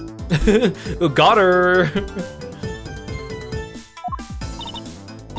Well, I guess we better get going. Going to where? To the Kingdom of Alabast. If we don't, we won't know for sure, right? I suppose not. We won't get anywhere simply by standing here thinking. To see where the Alabastian knife came from. We'll have to pay the Alabastian embassy a visit. She just whipped the dead guy's body. Let's go, Miles Edgeworth. As you are my subordinate, I will not tolerate you bringing the investigation to a halt. Understood.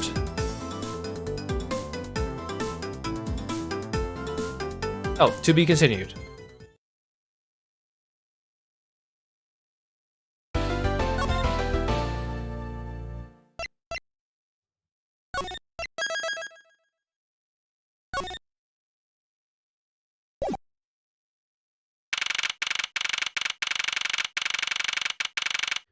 March 14th, 7:44 p.m. Theatrum Neutralis, Lobby.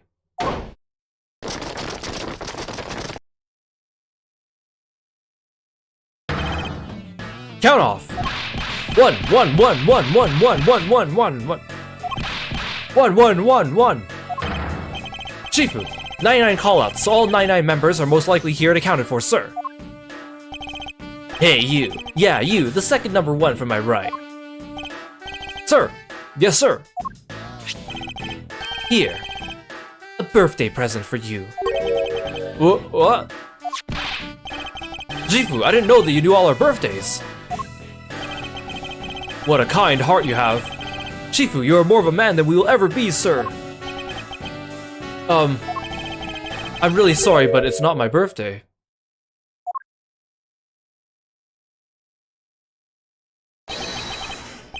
Lang Zi says, a cub who disrespects others soon feels the disciplinary bite of an elder. That present isn't for you. It's for your younger brother's wife's younger brother. Tell him I said, hi, and happy birthday, won't you? Yes, sir! Shifu, I can't believe you remember that much about each of us. Shifu, I'm so moved by that. I can't stop crying.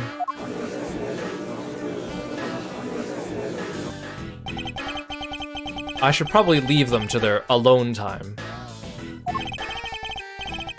Alright, meeting's over. Everyone, head for your posts. Dismissed! Sir!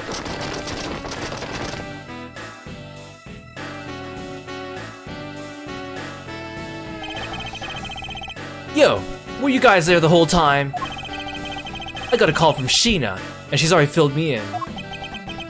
It sounds like you're out to get in my way again. I have absolutely no intention of interrupting your investigation.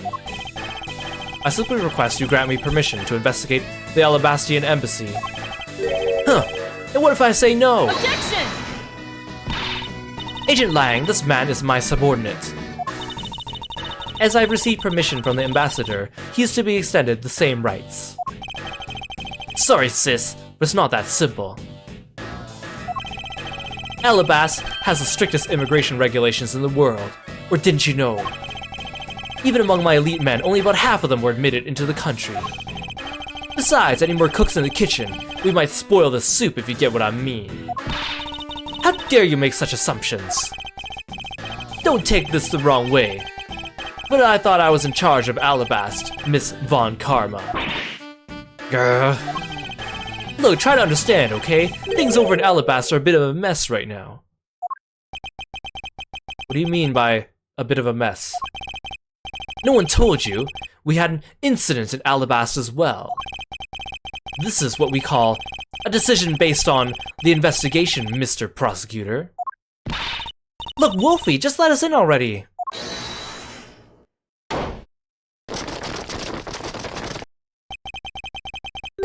Is there a problem here, Agent Lang?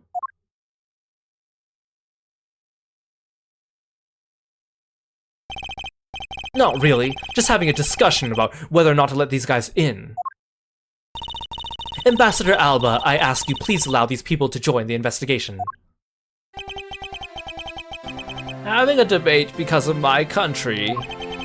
I'm terribly sorry for placing you good people in that kind of situation. It is all because I lacked the strength to govern well. Please, it is nothing of the sort, Ambassador. You weakling Kirkus! Curse your frailty and inability to effect change in your country!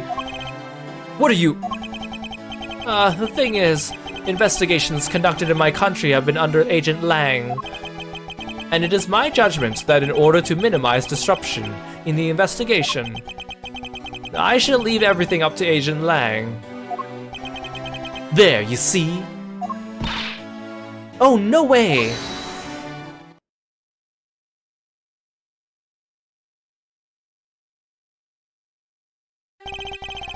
Ambassador Alba, I ask you to please reconsider letting them into Alabast. What's that?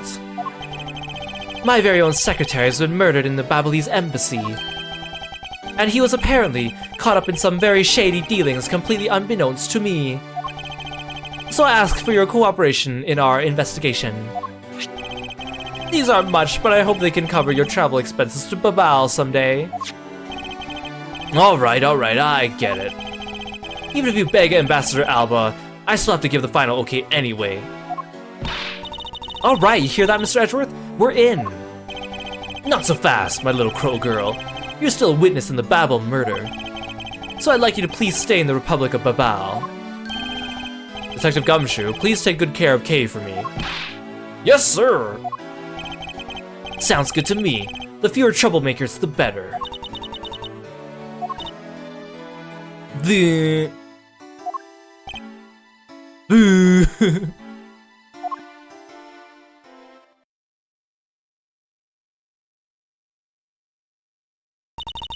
Hey, Mr. Edgeworth. Yes. So, I wanted to ask for a while now, but... that lady over there, is she who I think she is? Oh, that's right. I didn't introduce the two of you yet. Franziska von Karma, the prosecutorial prodigy. It's nice to see you again. Oh, I knew it! You're the whip lady! You may address me as Miss von Karma.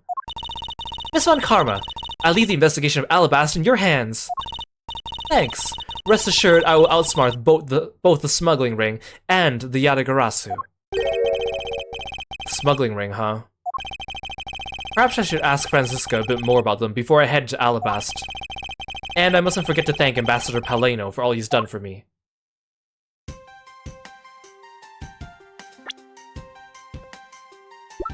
So, the other character we just met, Kirkus Alba. So his name is actually the scientific name for the white oak. So, his name is the scientific name for a tree, and Paleno's name is the scientific name for a butterfly. So, representative of their respective countries, I suppose.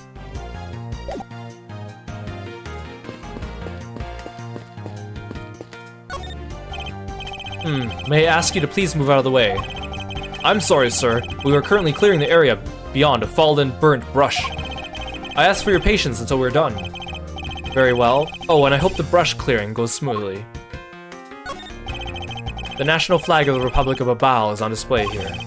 The crest on it features a butterfly. The Babelese embassy, which sits to the right of the theater, and the Alabastian embassy, which sits to the left. Something has happened in each of these two embassies. I sense that unconventional methods will be required to solve both of these mysteries. The Babelese embassy is just outside this window. The bird marks on it look pretty bad. It's a shame that they were in the middle of renovations. The fire did little help there. And behind me, Ambassador Paleno's dry smile hides the tears in his eyes. These flowers are a gift from Global Studios. They seem to be prospering quite a bit thanks to their constant stream of hit shows. There's a flat panel, a VCR, and a row of Steel Samurai videos on the table. There might be a clue among these. I better check the titles of these videos. My, the things I put myself through for the sake of the investigation. The Steel Samurai and Jammin' Ninja stage shows were just beyond these doors. After the Jammin' Ninja show ended, we came out here and were greeted with a fire. Then the appearance of the Yadagarasu and a murder. We're far from solving anything yet. Detective Gumshoe, I'm counting on you to keep Kay safe. Yes, sir! You just leave everything to me, sir. And don't worry, I'll take good care of Gummy for you. We'll go investigate into the Babel side of things together. Right, Kay? That's right, Gummy. All they're missing is the last stooge. Kay, I'm glad you're not hurt, but please refrain from such recklessness, alright? What if you'd run into the Yadagarasu? You could have been killed. Sorry to make you worry like that. I'll be more careful from now on. Good girl.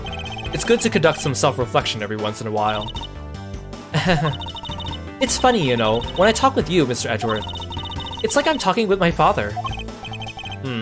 Is that so? Do I really seem that old to her? The national flag of the Kingdom of Alabast is on display here. The crest on it features a flower. The knife with the flower design on it that we found in the Babelese embassy. It would appear that it is definitely connected to the Kingdom of Alabast. You've been granted permission to enter by Ambassador Alba. Please feel free to enter the Flower Nation, the Kingdom of Alabast. The Flower Nation, you say? Well, the garden certainly lives up to that name. Yes, it does! Our rose garden, which is in full bloom right now, is really something else. Oh, if only it wasn't. I could enjoy myself a bit more then. I can see the courtyard of the Alabastian embassy through this window. But this side is under the same dire straits as the Babylese side. An incident has occurred on both sides of this one building. Why must fate make everything in my life so full of complexities? These flowers are a gift from the Gatewater Imperial Hotel. It appears their business has boomed since they became a Steel Samurai sponsor. There are stacks of pamphlets about 2 embassies here. Oh, Mr. Edgeworth, please take as many as you would like. You'll find you can cut out the last page and use it as a coupon. I'm afraid I must decline, as I have little interest in them. Wait, I thought Americans love coupons. That man in the green coat earlier was beyond ecstatic when I gave him some. Ambassador Poleno, I ask you please not think of him as representative of all Americans.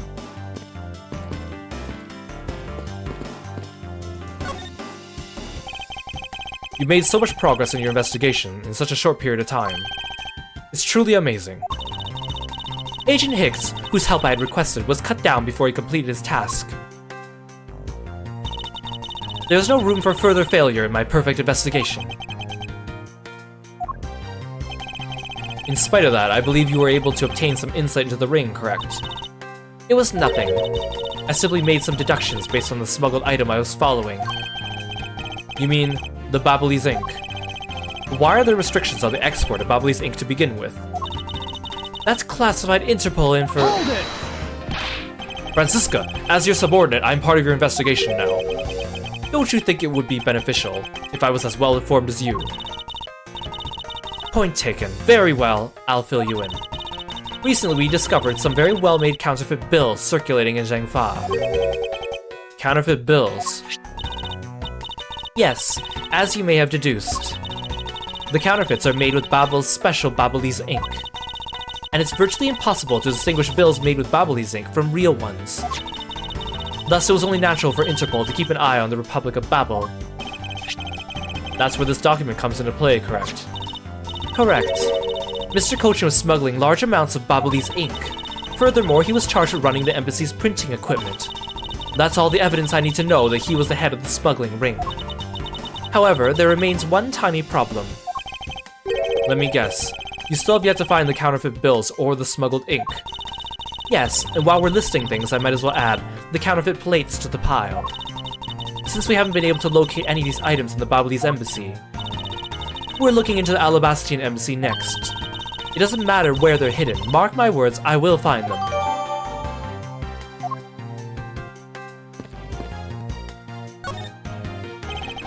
Ambassador Poleno, I am in your debt. Oh, no, it's nothing. Because it's all about I can do for you, I'm afraid. I only ask that you please bring Manny's killer to justice. I will, Ambassador. On my honor. Does he have nothing to say so far about Manny being the leader of the smuggling ring? I guess we haven't really shared all the information with him, huh? Wow, you're so sensational. You've really piqued my curiosity. I know they aren't much, but know that I'm giving them to you wholeheartedly. No, that's quite alright. Oh well. How about this then? And what exactly is it? It's fountain pen ink. Known as Babylese ink, it's made exclusively in Babel. So this is Babylese ink. We make from white crystal oil, which is mined through our mineral mines. Please accept this ink, one dip of your fountain pen in this. And you can write for hours in your organizer. How fortunate for me, the ink in my pen just happened to run out. I gladly accept your gracious gift. Great! Wonderful! I guarantee to you that writing with our ink is an unforgettable experience. And since we don't export it, if you run out, you're always welcome to come and visit our fair nation. Talk about courting the customer, along with the market. Well, shall we get going? What's wrong, Kay? I didn't get permission to enter Alabast, so we're gonna go gather whatever info we can on the Babylese side. Alright, I'm counting on you two. Right, and I'm counting on you and Miss Von Karma to sniff out clues in Alabast. Oh, and Mr. Edgeworth, if you happen to come across my phone, you let me know, okay? If you tell me, I'll rush on over straight away no matter where you are. I'll let you know when the time comes.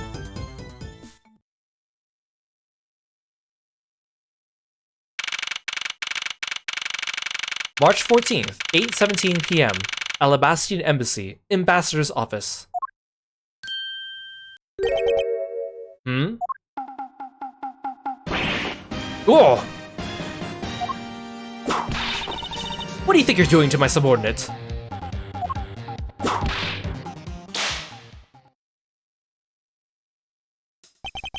You're...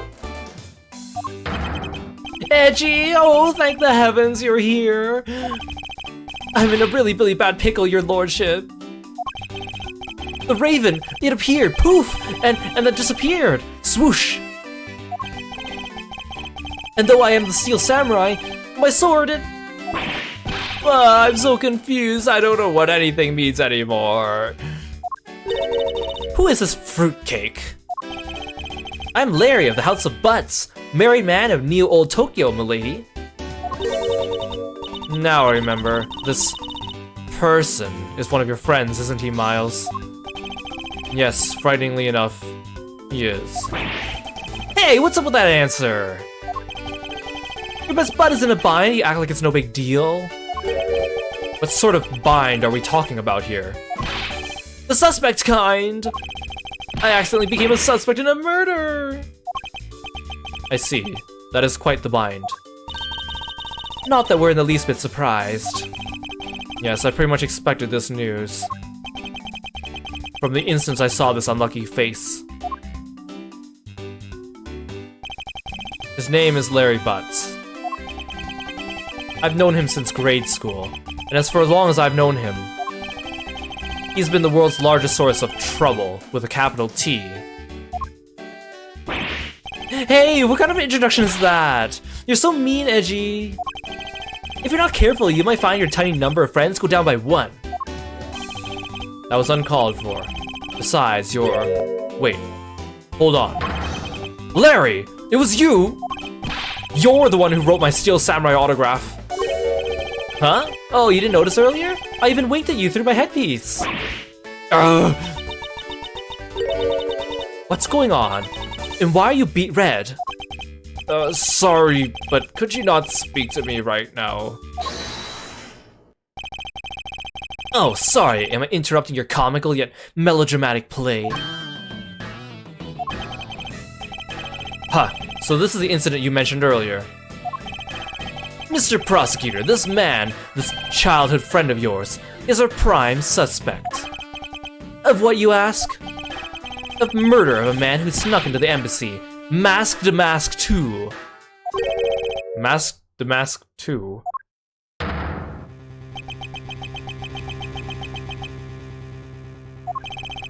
Only Larry can get himself into yet another mess as fine as this.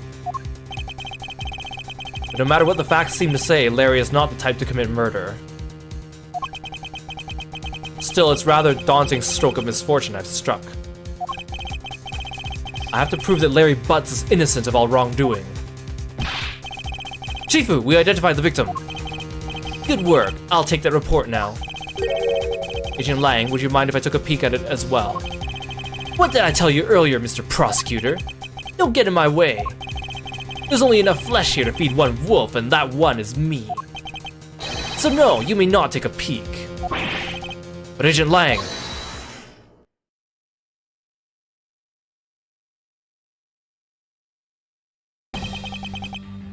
Agent Lang,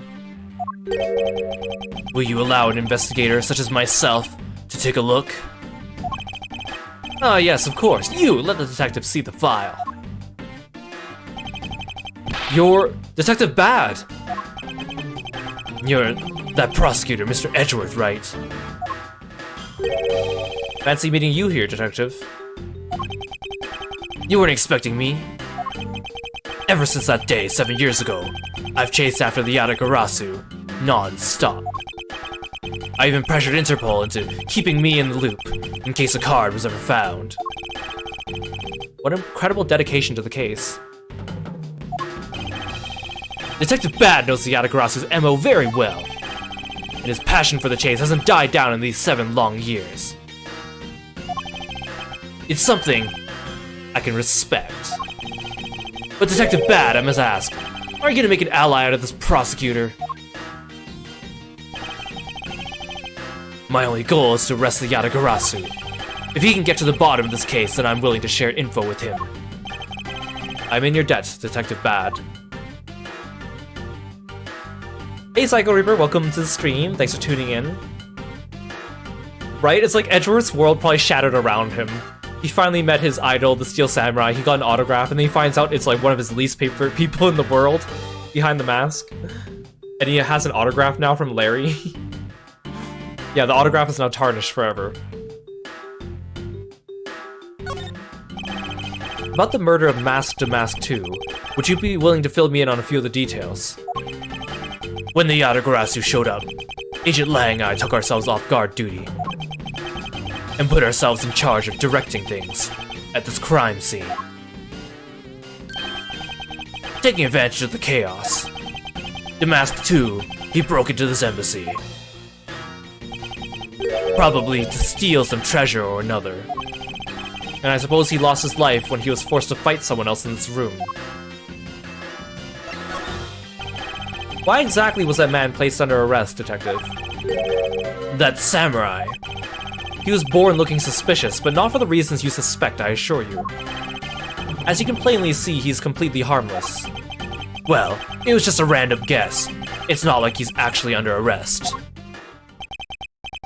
Tonight, here at the Alabastian Embassy, Ambassador Alba was to give a commemorative speech. And that's when the Yatagarasu showed up. But keep in mind, the Yatagarasu isn't who I'm talking about right now. Those seats, for the guests who have been called to sit in them, were empty. A no-show? Who was it that failed to take their seat? The Steel Samurai. Until the speech was to begin, each member of the entire samurai family was to wait in a separate room. However, for some weird reason, that man was spotted in a different location than his assigned room at that time. Where was he? He was on the roof, with one of his legs down a chimney. That chimney leads directly into this room. Ugh. Larry Butts, you've really outdone yourself this time. What were you thinking? In any case, I believe it's high time for me to start my investigation.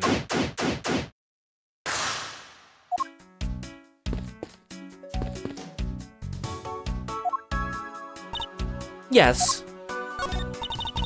I've only just arrived in this room myself, which is why we need to investigate some more. Yes, I agree. Our priority should be on understanding what the current situation is. Of course. I was planning to do that from the very beginning. In that case, hurry up and start the investigation already. I will, so let's get started. In order to find out the truth behind what happened here, I should start by gathering as much information as I can. Mask to mask, I see yet another weirdo has popped up in my absence. Yes, and as I understand it, he was a brilliant thief, for whom the world was his oyster. He stole extremely valuable objects one after another for a while. Detective Gumshoe was in charge of the case.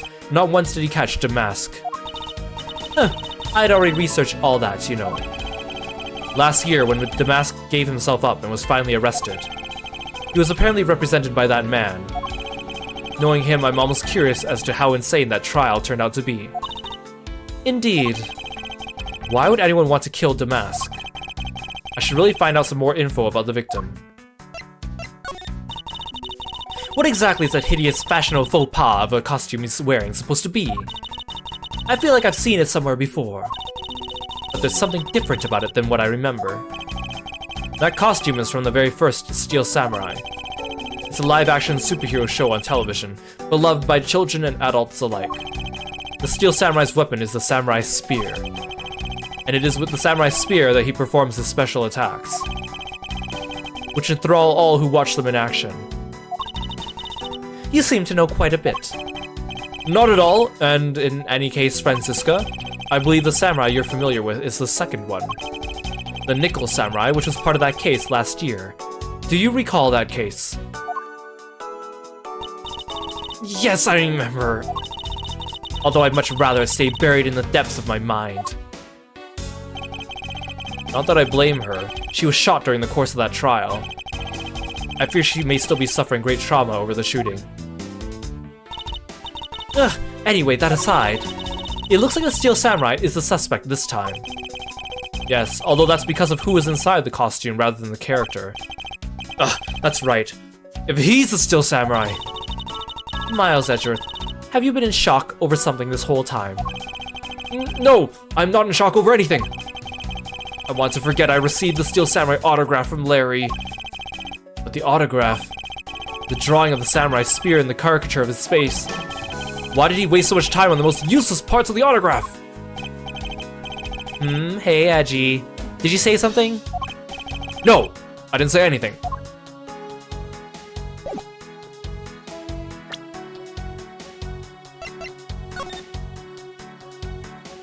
To Mr. Edgeworth, Steel Samurai Daddy. Married man of Neo Old Tokyo. Right, he was so happy about the autograph too, although he didn't question that the Steel Samurai somehow knew his name, even though he never told it to him. Hey Fate, welcome to the stream! Thanks for stopping by today. So this is the victim, Damasked II. What is with his gaudy outfit? You don't know about Mask Damask? A few months ago, this thief caused a lot of havoc on the populace. So this thief is separate from the Yatagarasu. No, I thought they were for a while, because their MO and targets were completely different. Damask likes high-value trinkets and jewels, and being gaudy is a signature. Gumshoe was in charge of that investigation, so he'd know more about Damask. That's alright. All I'd probably hear are tales of his failure anyway. You haven't changed a bit, I see. In any case, let's get started here, shall we? I won't rest until I inspected every suspicious-looking nook and cranny. Kay said Edgeworth's name before he wrote the autograph. I think it's implied that it wasn't a conversation that Steel Samurai was listening to, but... I thought that Damask had quit the business. This guy, he's just a copycat using the name. A phony successor. He's just another petty thief. His real identity is an out-of-work guy by the name of Kashino. He's 29 and wanted on larceny charges. From his clothes and what he was carrying, we determined that this guy is the real Damask II. The cause of death appears to be the loss of blood from the back of his head. It seems he was struck with something very hard. In other words, he was bludgeoned to death. That's right, folks, don't worry. The first Mask Damask is not dead. This guy's name is Kashino, which is, I guess, supposed to sound like casino.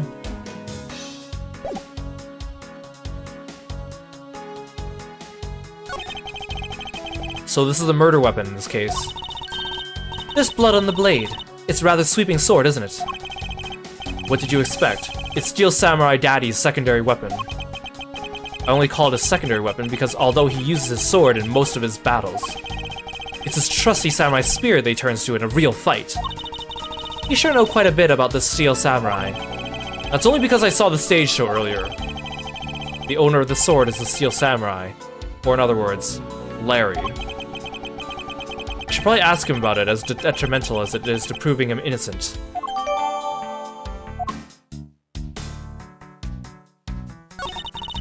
There's not a single shred of fashion sense in Damask's costume. Well, at least I appreciate the great effort he must have put into making it. You two don't know. You can buy these costumes all over anywhere now. It's being sold? Since when? Since around New Year's. The streets are practically flooded with them. Turns out Damask is a lot more popular than I thought he'd be. I can't believe that foolish fool dressed in a fool's clothing to act foolishly. You got your point about 3 foolishes back ago, Francisca. What is he holding? It looks like a piece of paper from a notepad. It would appear that directions on how to reach this room were written by hand. There's something written on the back as well. I'd like you to steal the Primidex statue in this room. What is that supposed to mean? Who writes a note to themselves like that? If I had to guess from the text, I would say that this is actually a request from someone about what to steal. Just who is the person that requested the theft of the Primaduck statue?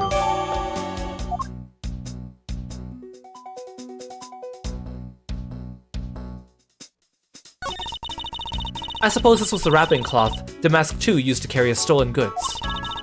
But there's nothing wrapped in it now. I guess he never did manage to get his hands on whatever he was out to steal.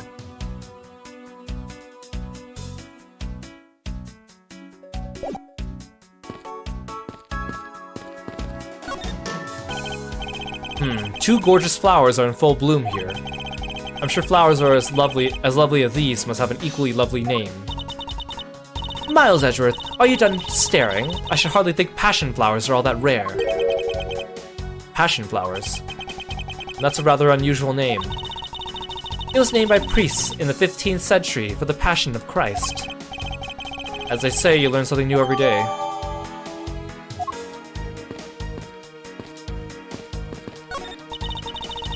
This must be Ambassador Alba's desk. His notebook is open on his desk. He must have been in the middle of some important work. Sapling growth log. It finally sprouted today. Funny, it doesn't look like important work to me. It's a fireplace, and by the looks of it, I don't think it's being used recently. Yes, I can't say I see anything unusual about it.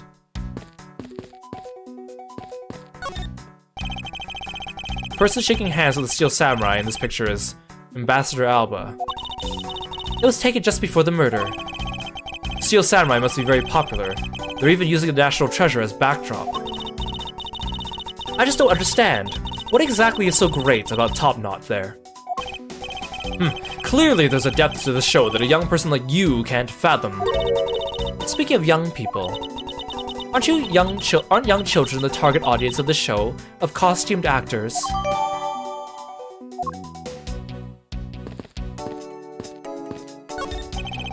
The counterpart to the Babalese butterfly is the Alabastian flower.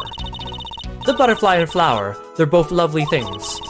But can we interpret this to mean that Alabast provides honey to Babel? Francisca, can't you come up with a more meaningful or profound comment? Very well then, let's hear what sort of profound comment you can come up with. Well, flowers cannot survive without the butterflies that spread their pollen. And butterflies cannot live without the nectar that flowers provide. If either one were to disappear from the equation, neither would survive. How was that, Miss Von Karma? Your explanation took so long I nearly fell asleep. Well, let's continue the investigation. Francisca, why can't you just admit I had something there? There are some weapons on display on this wall. A crossbow, and under that, a set of knives bearing a flower motif. They must be the counterparts to the Babalese knives, which means the blades inside these scabbards should match the blade that was used to kill Mr. Kochen. I won't rest until I've inspected every suspicious-looking nook and cranny. Knives adorned with flowers are on display here. I suspect that these are the counterparts to the Babalese knives. The blades of these knives should match the blade of the knife that killed Mr. Kochen.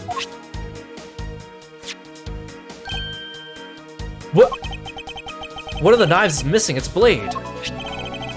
Let's see if the two pieces, the blade and handle, fit each other. It would appear that they fit together quite well, almost seamlessly. And this means that an Alabastian knife did find its way into Babel. But how? Why is there a weapon on display in a place like this? I wonder why there are no whips on display here. Oh, this is kind of creepy. I forgot about this. What is that plant supposed to be? Francisca, can't you see it's supposed to be a likeness of Ambassador Alba? Miles Edgeworth, as a subordinate, you have a lot of nerve telling me what to think. I look forward to your salary assessment next month. You're deluding yourself if you think you have any control over that. It's the Steel Samurai's primary weapon, the Samurai Spear. Isn't it awesome? I totally fell for this thing. It's sleek and shiny, just like my heart. It comes at you like whoosh. When you hold it, you just want to live life like BAM! You do well to watch what you say, Larry. Although it is just as Larry says, the spear is quite the symbol of valor. However, speaking of spears, aren't you supposed to use them by thrusting the point straight into your opponent? I'm not entirely convinced the spear is up to the task. What's wrong, Edgy? You're just staring off into the distance. Oh, I get it. Tell you what, I'll tell the studio to make you one, okay? But this one's mine. Did I say anything about wanting one? Maybe I can shut him up if I show him a piece of evidence. It will point something out about this spear. I can spot absolutely no difference between this Primaduck statue and Bubbles. The statue's face looks a bit like that costumed hero you like very much. I only wonder why you Americans have such affinity for this kind of face. The statue wasn't made by an American, you know. At least, I don't suppose so.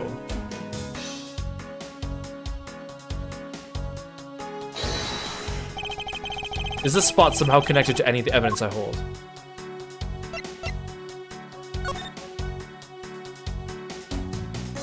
That spear don't look right. Eureka! Larry, about the spear. Oh, are you feeling it? Bam! I thought there was something strange about this spear. Tell me, Larry, is it just me, or is the spear a bit bent? What? No way! It's exactly as it should be, yo! I have here the autograph you wrote for me earlier. Now, take a good look at this which you drew with your own hands. You can see the spear is clearly of a different shape. Ah! What do you have to say to that? I'm sorry! When I hold the spear in my hands, all of a sudden I feel super powerful. And then, during practice, I was spinning it around and round, and BAM! It hit the wall! You unbelievable, this is an embassy! But I've always been like that, ever since I was a kid. One time, on an overnight field trip, I bought a fake sword and played with it late that night. I'm just a useless hot-blooded man! Larry, clarify that for me, will you? Okay, so it was some field trip, I began to shadow fight with myself. Not that. I meant what you said earlier about spinning your spear and hitting the wall. Oh, that. It's no biggie. It's not like I left a hole or anything.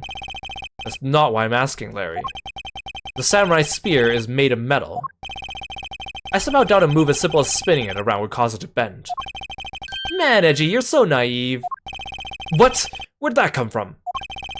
Well, you keep calling it the samurai spear. But it's not real. You can't really fight someone with it. Because it's hollow on the inside. You can hit it against practically anything and it would bend.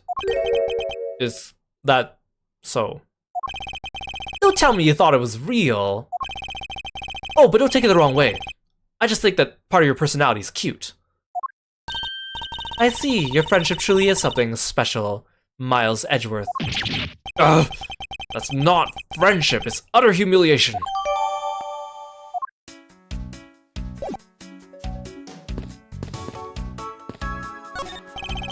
There was a grandfather clock just like this one earlier in the Ablaze embassy. You know, symmetry is a fine thing, but their interior design really suffers for it. Really, I think this clock actually fits the decor of the room quite well. I suppose the wood does suit the all-natural atmosphere of this room. Its design and material are made of strikes a good balance with the plants. Hey, you two, now's not the time to be talking about interior decorating, you know. Hurry up and save me! Be quiet. Ah! This is all part of my elite investigation. All you need to do is be quiet and watch. Actually, I do believe Larry has a point for once.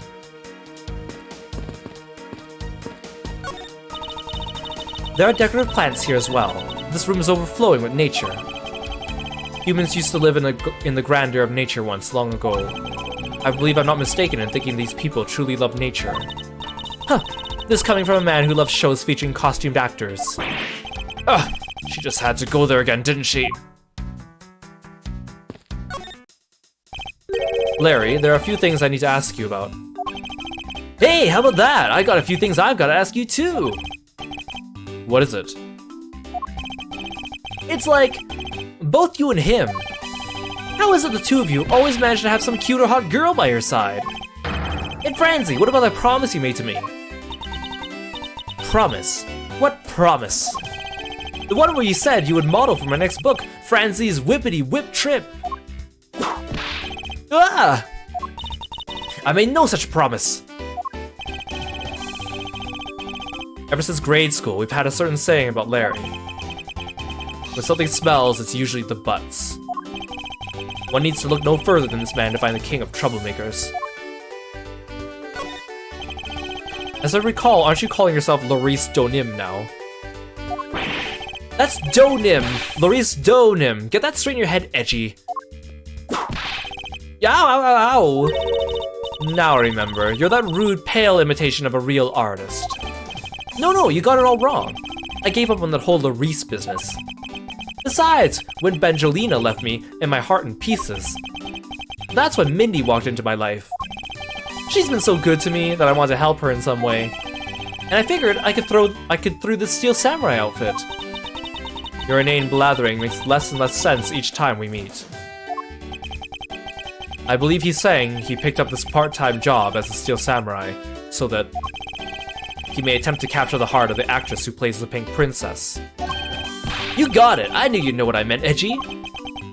Not really. It's not so much as I understood. But a simple deduction based on your usual modus operandi, Larry. Larry, I'd like you to confess right now to everything you did tonight. Confess! Hey, don't tell me you suspect me too! Nonsense. I don't believe you have a mental acuity you need to plan and execute a murder. However, we are talking about you here, so I find it hard to believe that nothing happened. From past experiences taught me you're always at the center of some insane event. Edgy, how could you be so mean stabbing me with your words like that? Unfortunately, I don't have the time to search out a key to unlock your heart this time. Yeah, no psych locks here. So I suggest you cooperate and tell me what you know. Okay, I get it. Just stop Francie from whipping me from behind. So, I guess you know what I did, right, Edgy? I can't even begin to imagine. However, I imagine that whatever you were up to is probably beyond my imagination. So you will tell me what exactly you did, Larry. Nope, not yet, Edgy. It'll take more than that to loosen my lips. Yeah, a lot more. Confess. Now. Oh. Okay, well, I was up on the roof. And why exactly were you up there? Oh, you know, that wintry custom and the legendary hero. Legendary. Hero. Santa Claus! Santa. Claus. I want to do that thing he does, so I climbed up to one of his chimneys. When I got there was smoke pouring out of the chimney. And? Well, I couldn't go down the chimney with smoke coming up, right? So I gave up. Objection! Larry, you do realize that Santa Claus does not exist, right?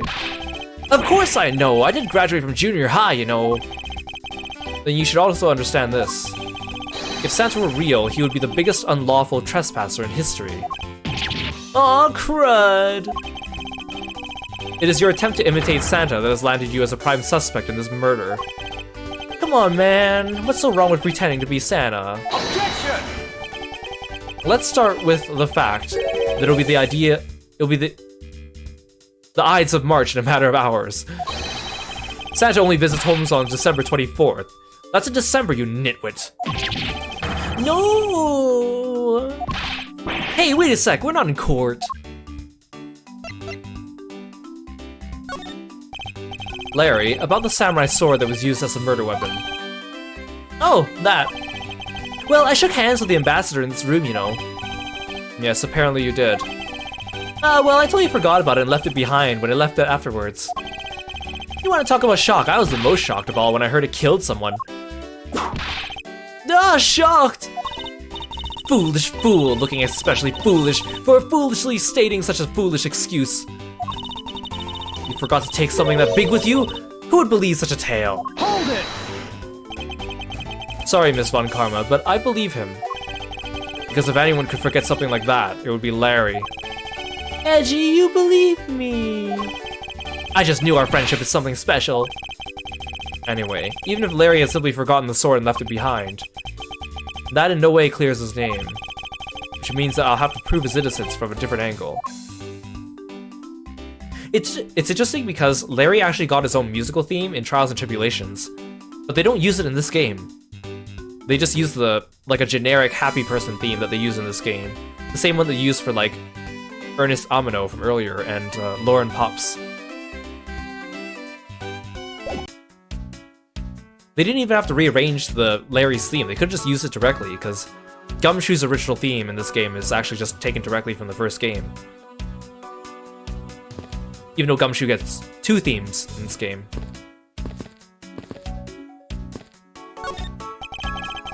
No matter how hard you try, you'll never be a necessity in our Shifu's investigation. Is that a fact? But no matter how good he is bound to overlook something. If you insult our Shifu, then prepare to be punished. Oh, and how exactly would you punish us? Every investigator on Shifu's command will work to disrupt your investigation. Vindictive much. You did some investigating over in the Ablaze embassy too, right? I did. Is there a problem? Lang Zi says, a wolf who aims to hunt for 2 rabbits at once. I believe the idiom you require is, he who runs after 2 hares will catch neither. Huh, a real wolf can catch both. I see.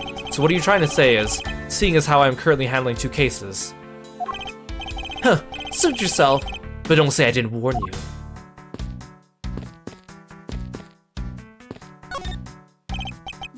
There was the exact same statue sitting in that Babali's office we examined. It's the Primadux statue. It was a national treasure of the Principality of Cadopia. There was only one of these statues, meaning that one of the 2 is a replica. But both Alabast and Babel claim to have the real thing. What an incredibly childish fight to have. I won't rest until I've inspected every suspicious-looking nook and cranny. It's a Primadux statue. There's one of these on the Babali's side as well. I hear it's very valuable and made of pure gold. It was the national treasure of Cadopia. There was only one of these statues, meaning that one of the 2 is a replica. But both Alabast and Babel claim to have the real thing and won't budge from their claim. What an incredibly childish fight to have. But that conversation was almost exactly the same, but yet it didn't give me a checkmark.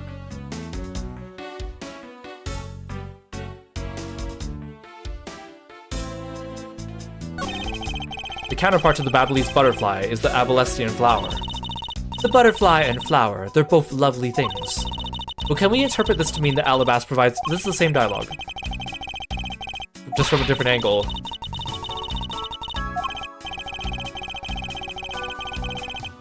Again, they should have checked it off in both places for me.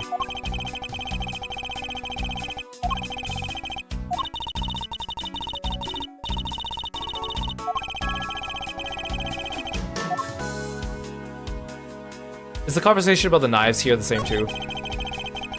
It was almost the exact same wall mount for the knives on the Babali's side, but I can't see any of the details from this distance.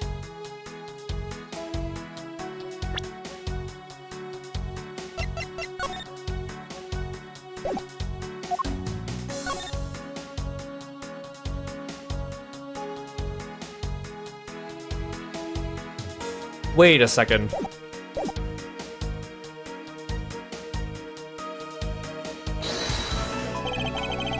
Is this spot somehow connected to any of the evidence I hold? Wait, actually, I actually have the other statue in my pocket somehow.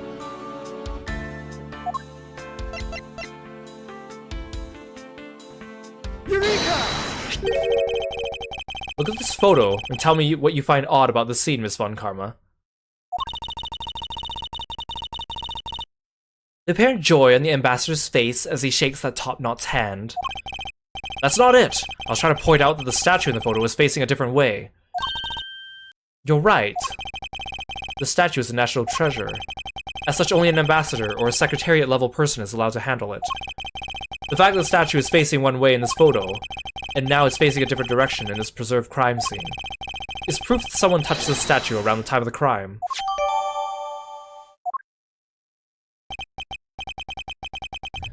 I guess that about wraps up my investigation. That's... Yo, Prig Princess, how you feeling? Still feeling ill?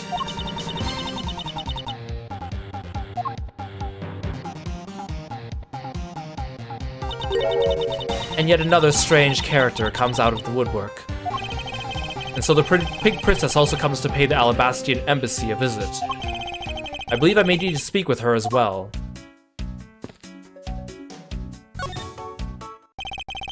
Miss Pink Princess, I have a few questions I'd like to ask you.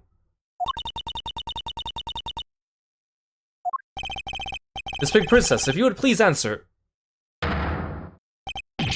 Me!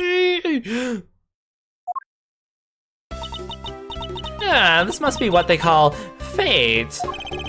How could this happen 2 days in a row? What the? Aren't you Miss Oldbag? What are you so surprised? Why are you so surprised? Oh, so you're the one that got to play the Steel Samurai. It's too bad I didn't realize that until now. You are acquaintances with Larry. Why yes, we worked together at the same company for a little while, you know. That's why it's okay, my edgy poo. You don't need to be so jealous. Oh no! I was in the next room, you know, trying to get some beauty sleep. But it was so noisy in here I couldn't fall asleep, so I came over to complain. So imagine my shock when I saw my precious edgy poo waiting here for me. I mean, who could have imagined that you would ever come to a show like this? I guess I misjudged you, edgy poo. You misjudged him. Oh, I thought he was trying to avoid me, you know. There was no misjudgment on your part. That's precisely what I'm trying to do. But it looks like the winds have shifted. He's now willing to be chased after. I'm simply overwhelmed. Don't you worry, edgy poo. I'll chase you for forever, to the ends of the earth. Isn't that just peachy? This is one of those rare times when Franziska and I actually see eye to eye. Yeah, poor Edgeworth, he can't catch a break. The two people in the world that he probably hates the most are right here, and both playing Steel Samurai characters. Now then, what are you doing here? I thought you were working at Gatewater Land as the Pink Badger. What are you talking about? That was ages ago. That was yesterday. Look, I worked at Global Studios before, a long time ago, right? Well, they called up on this morning, kind of out of the blue, actually. They called you? Apparently, the girl who plays the Pink Princess collapsed from a bad cold. It happened so suddenly, so they called me in to be her last-minute replacement. Do they not have enough people on staff at the studio? I really couldn't say no, so here I am, playing the role of the heroine. Instead of that Mindy girl, I mean. The poor girl, I feel bad for her. Because they let me stand in for her, she's going to have a terrible time when she returns. I mean, I'm not exactly good at reading the stage, plus I was standing in the very last seconds, so I tripped over the most important lines I threw the ragdoll, and the audience was in an uproar, but the avant-garde actress, but I tell you, they're actually a bunch of simpletons. You're a rather lively old lady. So basically, you received the stand-in request this morning, correct? You got it. If you see to it, I've got it right here. Look. It appears that she is telling the truth. I tell you, my fine acting moved the entire audience to tears. Yes, tears of laughter, as I recall. But being famous has its problems too, you know. Here, take a look at this. It's a letter from a stalker. I was just taking my break when I found this stuck to the door to my room. Wendy, I'll be descending on you from above tonight. Your loving night. Oh no, it's supposed to say Mindy, but it looks like Wendy. That's very clever. Thank you, I'm glad you guys like my old bag voice. Honestly, you really have to watch out for these kinds of things. Look at what it says. Wendy, I'll be descending on you from above tonight. Your loving night. How absolutely revolting. I mean, you think you could get my name, right? There's no accent on my name. Wait, this horrible handwriting. Where have I seen this before? No, but now you're here, Edgy Poo. I feel 100% safe. Where do I factor into this? You'd bust that evil stalker man for God's sake, wouldn't you, Edgy Poo? Well, if you allow me the liberty to handle this in my own way. I'll gladly dispatch a detective to your house later. Oh, come on, Edgy-Poo, stop being so dismissive and playing hard to get.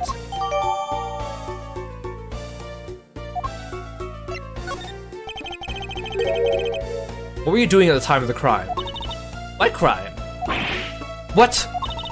After the show was over, I've had nothing but free time on my hands. So I used the fireplace in the room next door to keep my bad hip warm.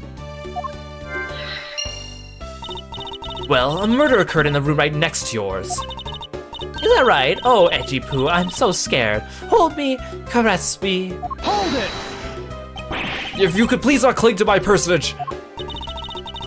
In any case, I take it then you failed to show up at Ambassador Alba's speech. Oh, that. No, I didn't go. I mean, I may have the heart of a young tender maiden, but my body just refuses to cooperate at times. As soon as the show ended, my hips started acting up and got stiff. I couldn't move at all. Did you provide proof of your condition? Oh, you just go ahead and ask the doctors in the infirmary. They're the ones who carried me from the theater all the way to this embassy. I have to admit, the thought of her not being able to leave that room is rather pleasant. Prosecutor Von Karma, I brought the police dog as you requested, sir. Good work. You may leave now, officer. This dog. I requested the assistance of a dog in our search for the Yatagarasu. Looks like you guys have some pretty bright dogs in this country, too. Hey, you're a real cutie, aren't you? Yeah, that's a good boy.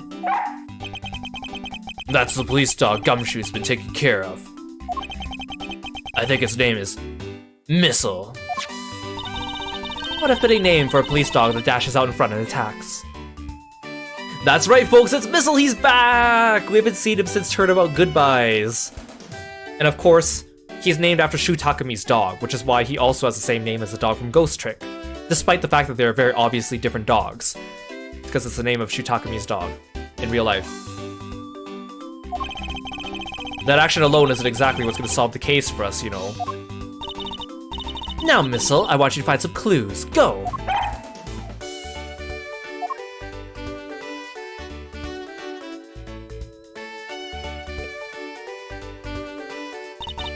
Good dog. You really are quite bright, aren't you? Unlike a certain someone I know. Now what do we have here? What is this? It looks like a small hot dog, but... Wait, Francisca, isn't that an official samurai dog? You don't look happy about that. No! Bad Missile! He ate it. I wonder if it's alright for him to eat that. It's just a meat substance snack featuring the Steel Samurai. I'm sure he'll be fine. It's quite a bit of information you gathered there in a single quick glance. We should really be focusing on why there was a samurai dog in the first place. It looks like that snack wasn't all Missile found. Oh, and what do we have here? It appears to be a lady's undershirt. I wonder if Ambassador Alba might have an interest in cross-dressing. I somehow doubt that. It doesn't look like a shirt that would even fit him. A samurai dog and a lady's undershirt. What are these two items doing in a room like this? Given the circumstances, the lady's undershirt could only belong to one person. I suppose I should get this over with and ask the owner of said undershirt about it.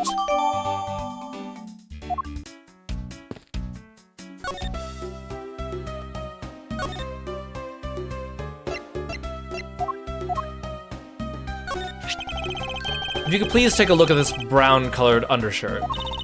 Oh, Edgy-Poo, what is the meaning of this? Huh? Why did you steal that thing from my bags? All you have to do is ask. I would have gladly given you as many as you'd like. Oh, thanks, but no thanks. The shirt was found here at the crime scene. What? Come now, why don't you just confess and explain what it's doing here? I know nothing! Nothing, I tell you! What? Oh, I admit that I used the fireplace to dry that shirt. But I can't really help the fact that I had to, you know? Wearing that pink princess costume was like being in a sauna. And on top of that, I get fingered as a suspect. You're too cruel, Edgy-Poo. Are you claiming you never once set foot inside this room? Of course I am. If I'd been the one to find the body, do you think I'd be calm and relaxed as I am? I tell you, it's always like this. It's my fault for some reason. The tabloid article missing, the camera's missing, the lawyer, they're missing, speaking of missing, it doesn't matter, my husband. When we get married, he said, I guess I'm stuck marrying you. What purpose is that? What should I have done? You should have whispered in my ear, I deserve you. I can't help it. Would you marry me? Honestly, men these days. Well. I don't believe she's lying about her actions. So I can safely assume she really was drying her shirt by the fireplace on her break. And somehow the undershirt managed to move from the next room into this one. I assume the samurai dog was also yours. Ah, that brilliant mind of yours. You really can see through everything about me. So the feeling of dread continues, but I suppose I should ask for more details. That samurai dog was yours, wasn't it? Oh, of course, I'm forever yours, my edgy wedgy poo. Hold it! If you could just stick to what I asked you. Edgy, are you a Miss Oldbag? No! You really don't change, do you? Well, when will you learn how to take a joke? Anyway, that samurai dog wasn't mine. Those things are a present from the studio to the embassy. A present? The studio bigwigs basically told us to play delivery boys. We were supposed to hand the dogs off to the embassy people and tell them hi. I had to pile them all into the pushcart just to move them all. Those studio guys should have delivered those things by themselves, right, Edgy? So, did you deliver the samurai dogs to the embassy staff as per your instructions? Hey, Edgy, don't just ignore me and my question. Aren't you gonna stick up for me? Oh, about that. See, after the show, I went to rest a spell in the dressing room. Because of my bad hip, you know. And there were samurai dogs just sitting on the dressing room floor. I suppose you had to make preparations for distributing them after the show. Well, by preparation you mean sampling them as well. Excuse me? Oh, I tried one and thought they were actually quite good. Sorry, but I just had to find out. I know it was silly of me to think this, but I figured that since they're for a kids show, their taste was probably for kids too. But they were so good I couldn't stop. Before I went back to my room, I just had to help myself to half a dozen or so boxes. As I sat by the roaring fire, warming them and eating them, I thought, ah, this is...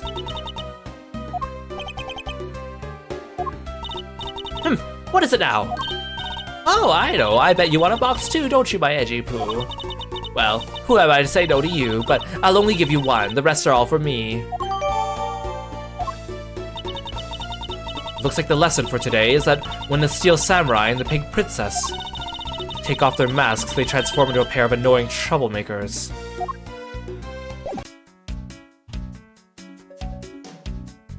What a great time we're having. What a great time Edgeworth's having.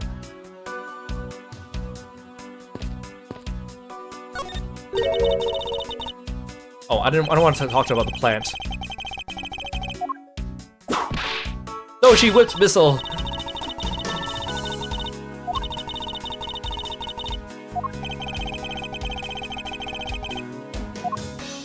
Oh, it's the same dialogue because I already read it out here when I was examining this. They should really do duplicate dialogue and have like a check mark for it. Thank you for stretch, Haru. You guys at home, make sure you take a chance to stretch. Sit up straight in your seats.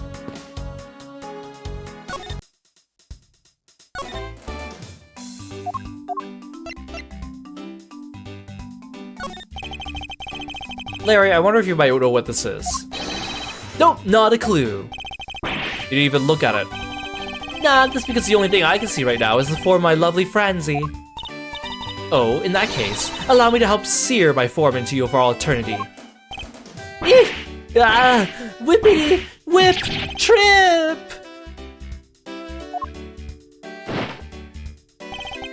Now this is a trip I'm willing to endorse. Even if we can finally get some peace here. Or especially if we can finally get some peace here.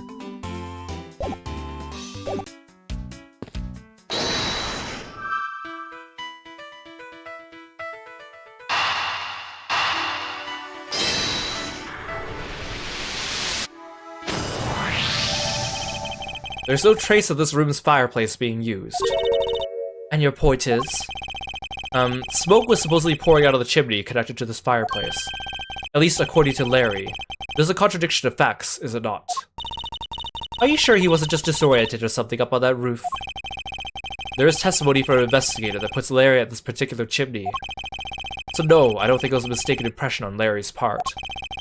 On the other hand, the fireplace in the next room was being used at the time. Where do you suppose the smoke from that fireplace went? Ah, I see. So what you're proposing is this.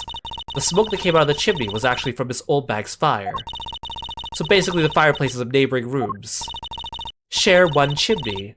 Is that what you are implying? Precisely.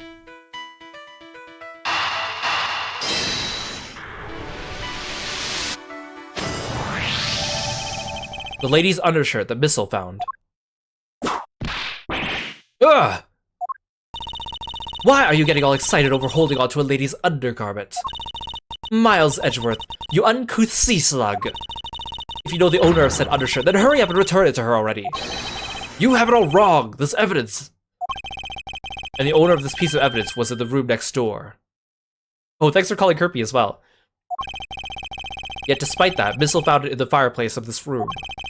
This lady's undershirt. Are you seriously claiming it somehow passed through a solid brick wall?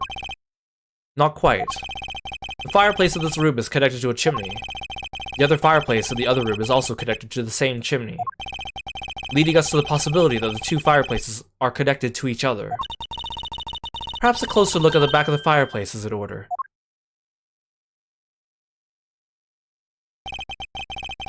There's an X on the back of the fireplace. Let's see if I can't get a better look at it. What in the... The wall separating this room's fireplace from the next room's fireplace apparently turns. As I suspected, this fireplace does indeed connect this room to the neighboring room. The neighboring room? There appears to be nothing particular about the next room. The fact that there's nothing special about the next room isn't what's important. It's the fact that there is a secret passageway through the room's fireplace.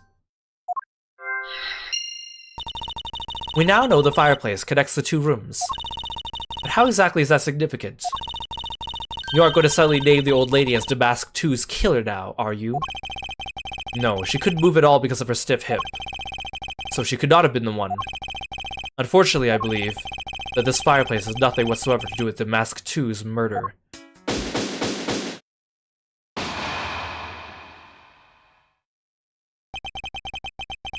It would appear that the answer has made itself known. You're making quite a confident face over there, Mr. Prosecutor. Bring it on, I'm ready to counter any argument you may have. Very well then, if you are prepared. Then I'll show you exactly where my deductions have led me. Good, I'm counting on you, Edgy. Leave it to me, Larry. My first attack will be to expose your lie for what it really is. My lie? I know that there's still something you're keeping for the rest of us. What's wrong with you? Why is it you won't believe me no matter what I say, Edgy? Curse you, I should just hurry up and die already if that's how it's gonna be. I'll confess to every murder in the whole world and then kill myself. Then throw everything into mass confusion. You made some wonderful friends as a child, I see. Larry, I only have one thing to say to you. Even if you make that face at me, it's no use. A man who's ready to die is strong-willed, you know. Larry, it doesn't matter what sort of harebrained trouble you've caused. I only ask you do not lie to me. If you cause an innocent person to be judged unfairly because of some insipid lie, I will never forgive you. Edgy. Although, allow me to say that I consider you to be among the innocent in this case. And I will draw the real killer out. You can trust me on this.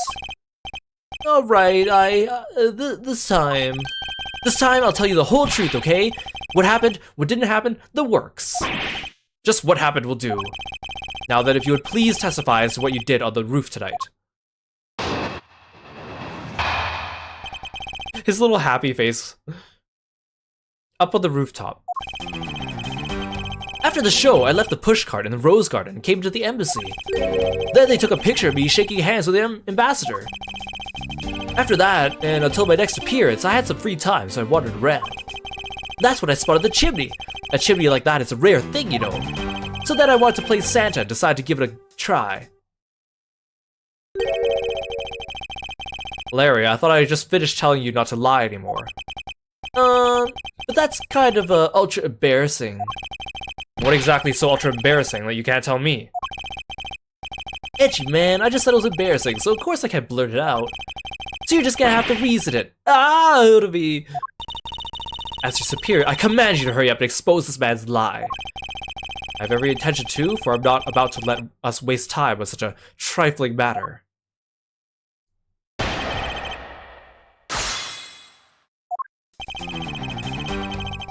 After the show, I left the pushcart at the Rose Garden and came to the embassy. Hold it!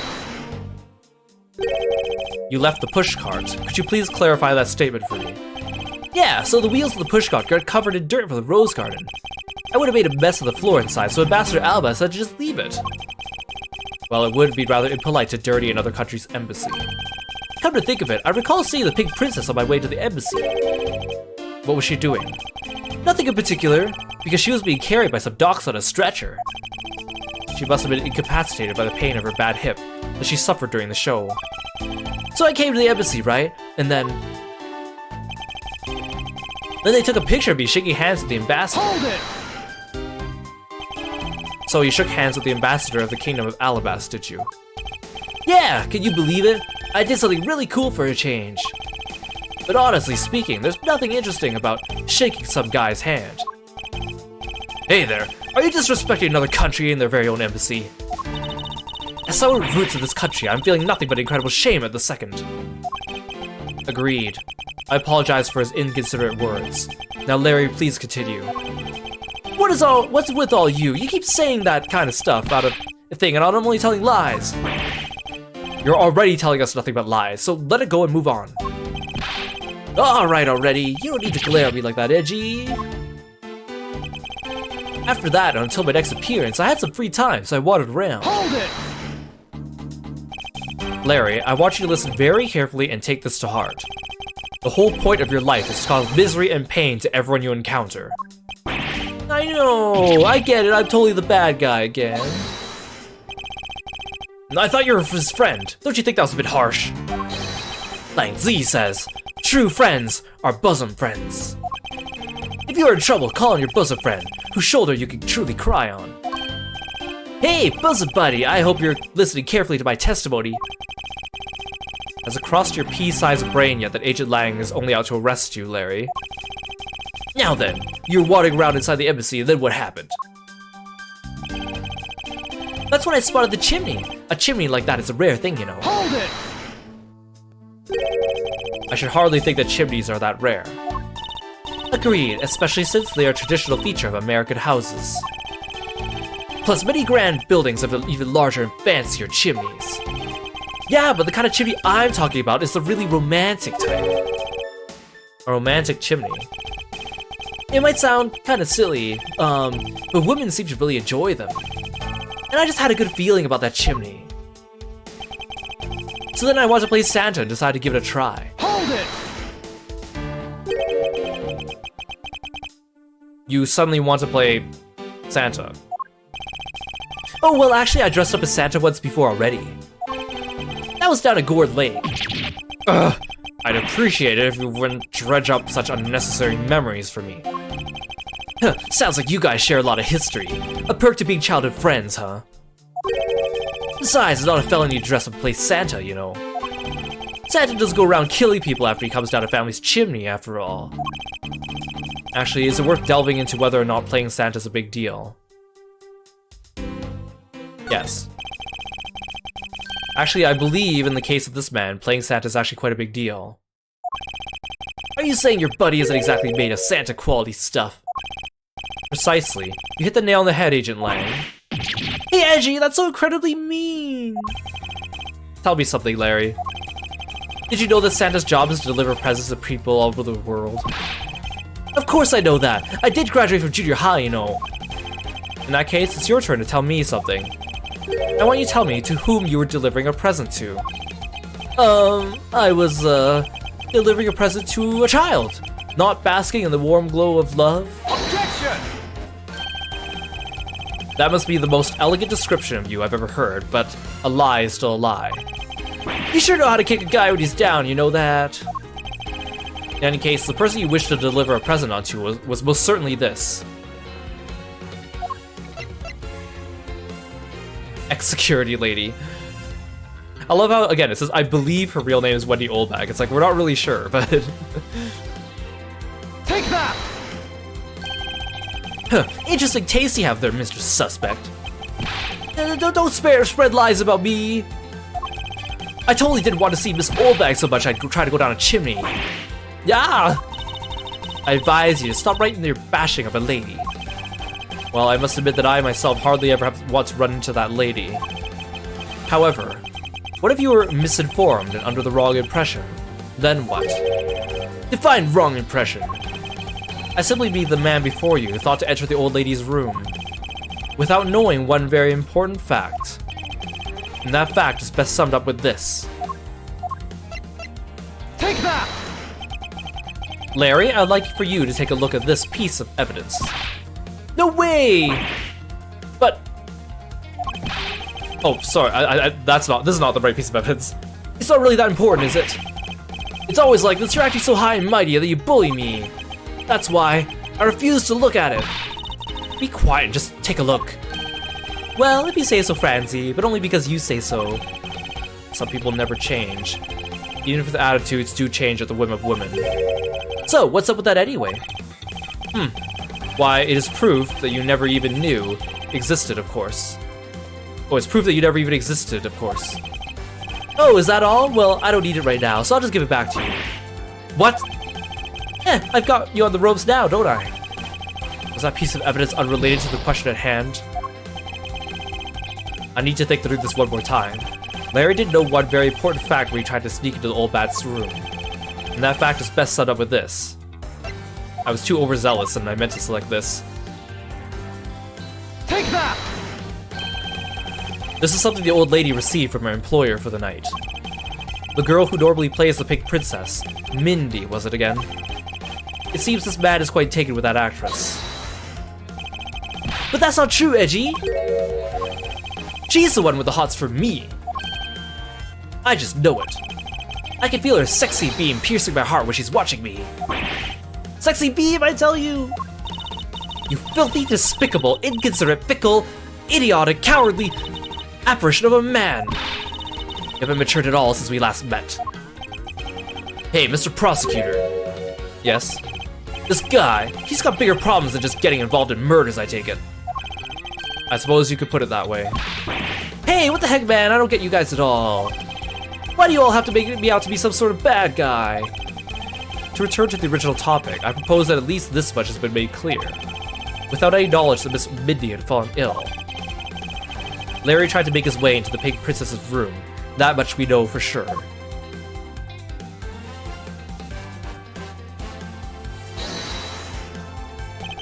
Hey, Edgy! Looks like I got the hang of this court thing now. But we're not in court at the moment. Shut up! I see what's going on here, and it looks just like what you do in court. I guess old boy here has something he'd like to say. Lang Zi says, until the root of the tongue dries, one never knows the whole truth. You should form conclusions until everything's out in the open, which is why I'll listen. Alright, then get ready to listen to me defeat Edgy in a battle of wits. Larry, have you forgotten that should I lose, your victory prize will be your arrest? Larry's assertion. So you think that all I want to do was go visit Mindy? Well, I dressed up as Santa and climbed up to the chimney, but the smoke was really thick. It was a case of mistaken identity, and that mistake made me late for the speech. Then to top it all off, I became a suspect in a murder. That's what you really meant. But why would I ever put myself through so much humiliation on purpose?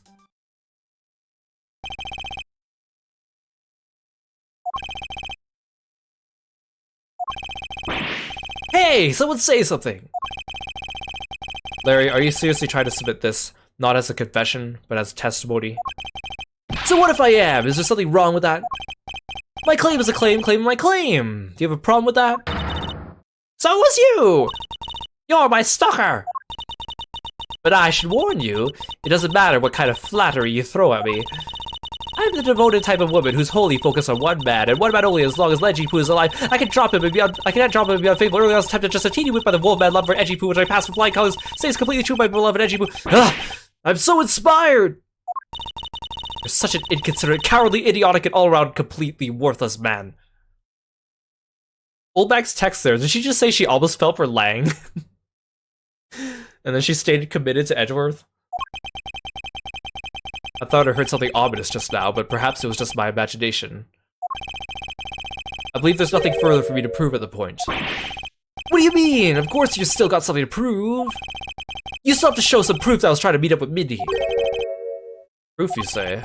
Remember, Edgy, everything is evidence in court, right? You mean evidence is everything in court, Larry. But I understand your point. Yeah, see? I'm total pro at this now. Very well, if you wish to see the evidence, let me show you the last piece of evidence you'll ever wish to see.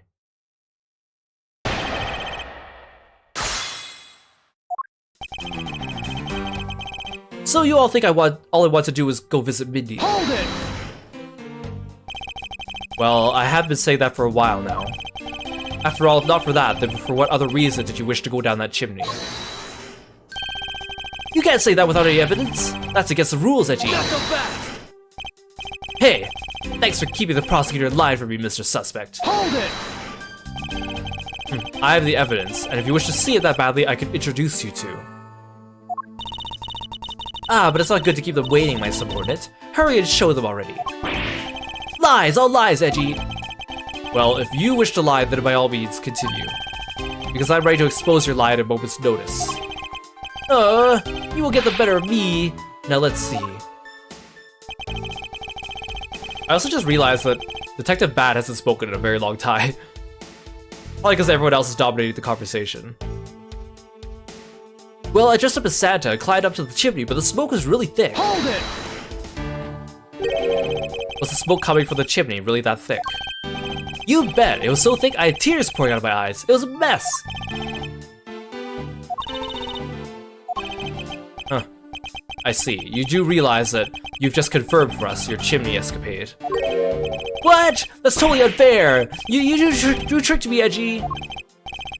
Hardly. You simply have yet to master how to counter this cross-examination technique. Well, what I just said was a slip of the... No, I mean, I said the wrong thing. Besides, isn't this what you really meant to say about what I did tonight? It was a case of mistaken identity, and that mistake made me late for the speech. Hold it! I'm not quite sure how you could mistake that actress for this lady. Oh, Edgy-Poo, aren't you staring at me? Oh, are you finally succumbing to my feminine charms? I should think the Steel Samurai is the one who should know all about your charms. What? Me, Edgy? What are you trying to do to me? Nothing, simply that the Steel Samurai and the Pink Princess are husband and wife. Aw, is my poor little Edgy-Poo jealous? If you could please drop that line of discussion right this instant. But Edgy, I told you, I already have Mindy. Speaking of Mindy, exactly what kind of woman would you say she is? Edgy, are you seriously telling me you don't know who the Mindy is?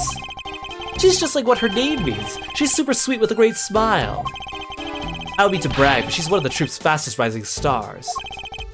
Interesting. Huh, so you're saying a woman like that is what made you late to the speech? Huh? Curse you too, why is everyone out to make me a suspect? Look, all I can say is this. I was late to the speech. And then to top it all off, I became a suspect in a murder. That's what you really meant. Hold it! I suppose you might be correct in a small way. What do you mean by that? Besides being a suspect in a murder, there are a few other things you're a suspect of. Oh, not you too, Francie. You tried to stalk me, but I won't let you intimidate me like that. The way she stabs her sword reminds me of the way Prince Peasley stabs his sword in Mario & Luigi Superstar Saga. Look, I already told you, Miss Oldbag. I wasn't after you. I was trying to see Mindy. Hey, Mr. Prosecutor, can I just arrest this guy already? I completely understand how you feel, Agent Lang. Wait, please listen to what I have to say. If you have a serious assertion to make, I consider listening. However, No problem. I'm gonna put all I've got into this, so listen good, okay? But why would I ever put myself through so much humiliation on purpose? Hold it! Larry, this is the final point you wish to make. You got it! I've called on all the energy I have and told it to you with all my soul. In that case, allow me to take that soul and break it. Huh?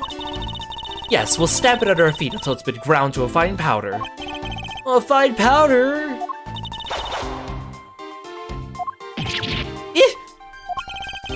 If you really put all your soul into that, then you're ready for what's coming, right? In place of the Honorable Larry, I offer my soul to you. Larry, come out from behind there, face us like a man. You're scary, my liege! This whole testimony is one giant confession of all he's done tonight. He's practically begging me to show why he bothered to put himself through all of this.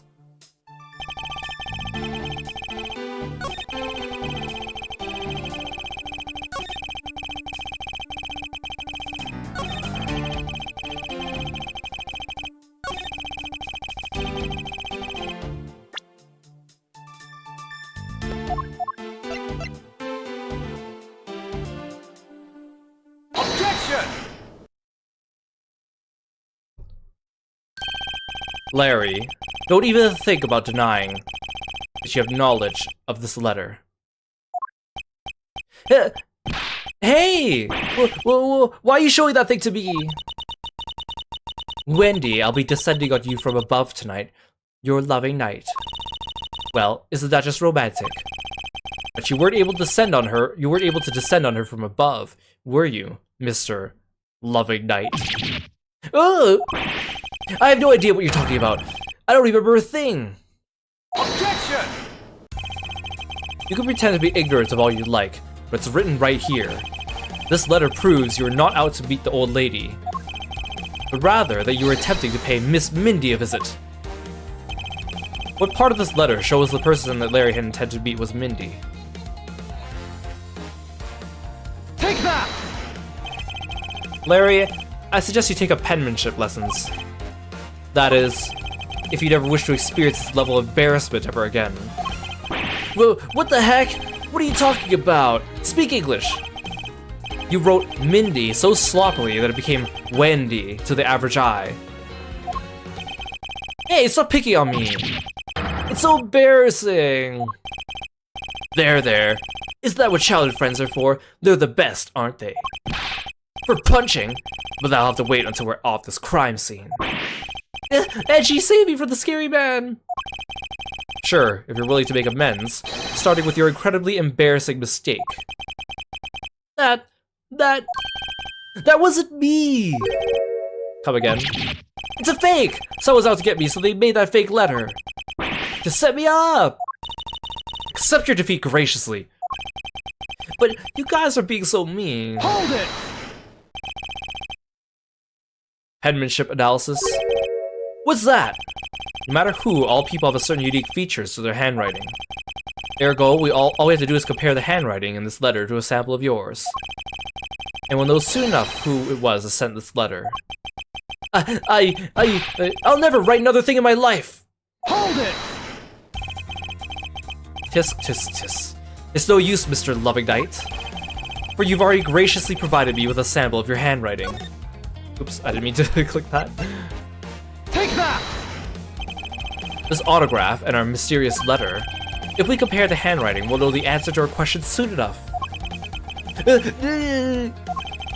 Confess now, Larry, to your miserable failure. I'm sorry! I did it. It was me causing trouble again. I admit it. You hit the nail on the head, Edgy. So he finally confesses. I saw the pink princess being carried around in a stretcher and got worried, alright? I wanted to go into Minnie's room, but the doctors wouldn't let me in. So what choice did I have? It was the chimney or bust, Edgy. Your mind jumped from the door to the chimney. What a criminally overactive imagination. Well, at least I was honest and wrote Minnie a letter and stuck it under the door. That way, she wouldn't be so shocked when I came down through the chimney. except for the fact the letter was an utter failure at conveying such sentiment. I'm really, really sorry. Larry, you made me a shameful, good-for-nothing blight on the face of humanity. However, I always knew you weren't the killer. I told you to trust me. Because, at the very least, I can attest to that about you. Edgy... You're... Ah! We've lost a lot of valuable time because of you. Ah!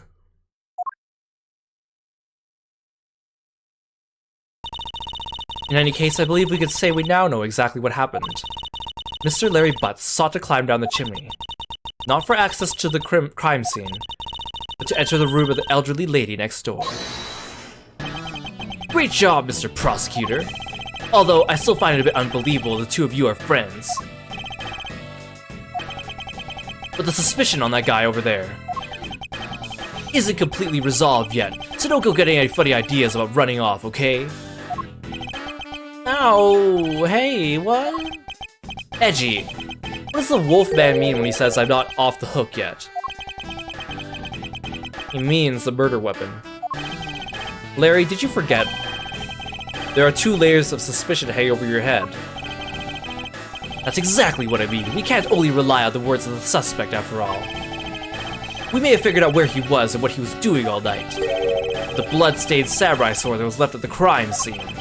As long as there's no satisfactory explanation for that, this wolf will refuse to ease up on his bite.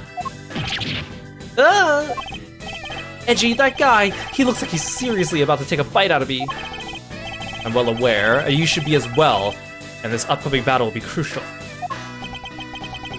Thanks to the cooperation of our lovely bumbler, I've been dealt a very nice hand and a sweet trump card.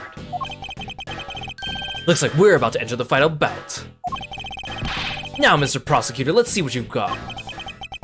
I can easily point out the contradiction in the supposed murder weapon. The real problem for me is figuring out what the real murder weapon is. This will be a high-stakes gamble. This is one gamble I can't afford to lose. Why Larry? I was the one who found the body of the victim, Damask II. Beside him was a samurai sword, glittering red and offering up the scent of blood. I was supposed to be in the Steel Samurai's dressing room, but I found it was supposed to be here in the Steel Samurai's dressing room, but I found it here instead. Plus, I found the murder weapon's owner, the suspect, Larry Butts, in here too. Is it a bit far-fetched to accuse someone simply on the basis of ownership? But this owner wanted to sneak into the crime scene. I think that's plenty to go on, don't you? Hold it! If you're alluding to his reason for being by the chimney, we've already established that. Not so fast! Hold on there, Mr. Prosecutor. You two are longtime friends, right? Who's to say you didn't fabricate evidence to give him an alibi? You're accusing me of fabricating evidence. You think I believe anything you produce? Forging evidence is all you prosecutors do. This man has some serious issues with prosecutors.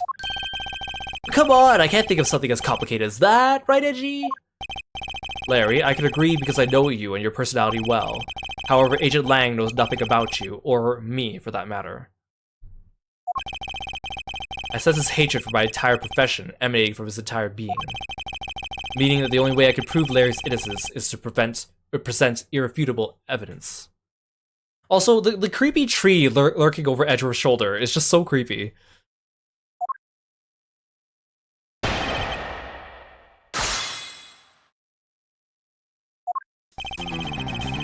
I was the one who found the body of the victim, Damask II. Hold it! So you were the first to discover the body this time.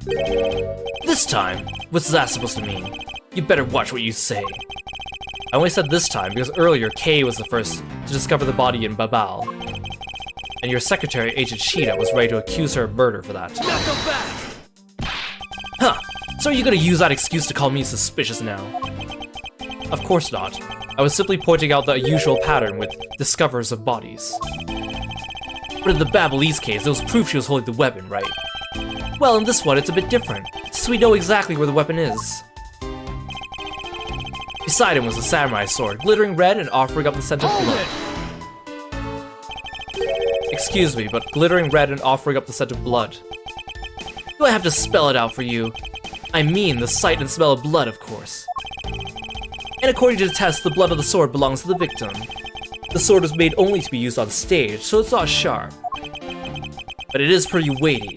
It's certainly heavy enough to beat someone to death with. Which leads me to suspect the victim was beaten to death with the sword. Beaten to death, huh? This last statement is too important to just let it slip by. Beside it was a samurai sword covered in the victim's blood. Hold it! So the sword is covered in the victim's blood. Yeah, the lab results confirm the blood on the sword matches the victim's. But the sword is as dull as a vanilla envelope. It's just a stage prop after all. The steel samurai sword is all about safety first, so you can't use it like a real sword. The steel samurai has spoken. The pink princess also appears to have something she'd like to petition you personally. What the pink princess would like to say can wait for the day after eternity. Anyway, my point is that even though the sword is too dull to slice with, it's certainly heavy enough to bludgeon someone to death with. Therefore, I suspect he beat the victim to death with that thing. Hold it! About the samurai sword, have you received a report from forensics yet? They confirmed the blood on the sword belongs to the victim.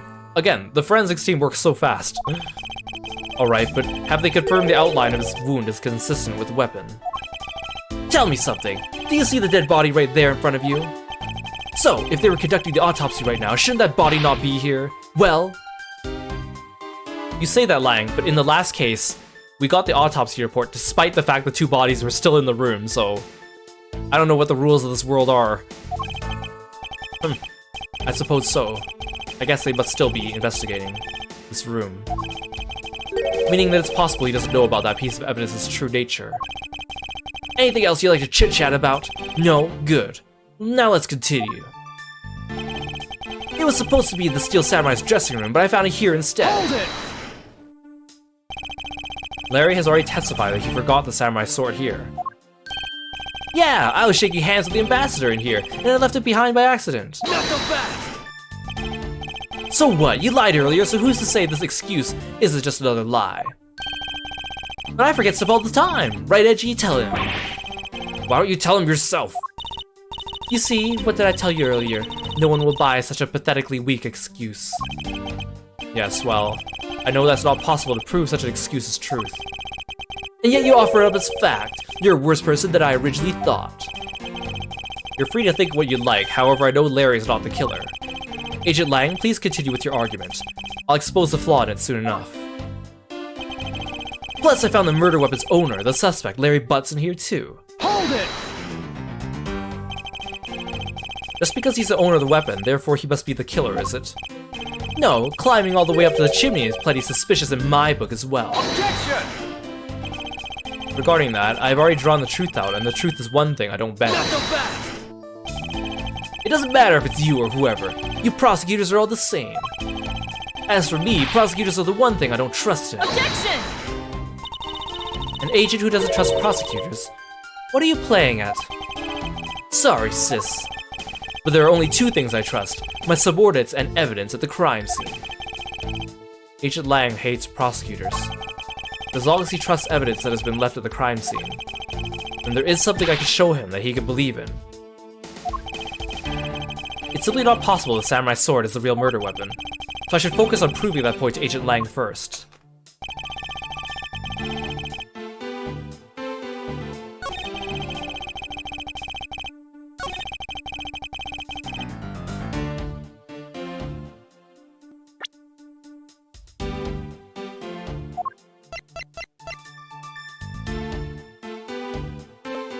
Objection!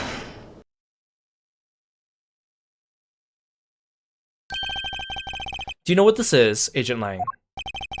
Huh, it's a long spear, right? We used to use a lot of those in my country a long time ago. Piercing, mowing people down, spears are the weapon of heroes throughout history. It's the next most effective weapon after the whip. I think the whip is in a slightly different category. So what's your point? Are you gonna tell me that spear's the real weapon? No, I simply want you to take a look at this section here. The weight's bent. Precisely. Apparently a certain troublemaker hit it against a wall in this embassy earlier. As you can clearly see, the insides of the steel samurai's weapons are hollow. In other words, they're replicas that aren't strong enough to deliver a damaging blow, let alone the multiple strikes necessary to bludgeon someone to death. And yet, there's not even a dent in the samurai sword. How do you explain that? Yeah. Oh yeah, the sword and the spear are made of the same stuff, so they bend easily. But I wish they'd make them out of better stuff, because the spear got bent. I wasn't able to do my special early summer rain jab move. Man, I got such an earful from the director of the play for not doing it in the show. The Steel Samurai's special move was changed tonight because of him?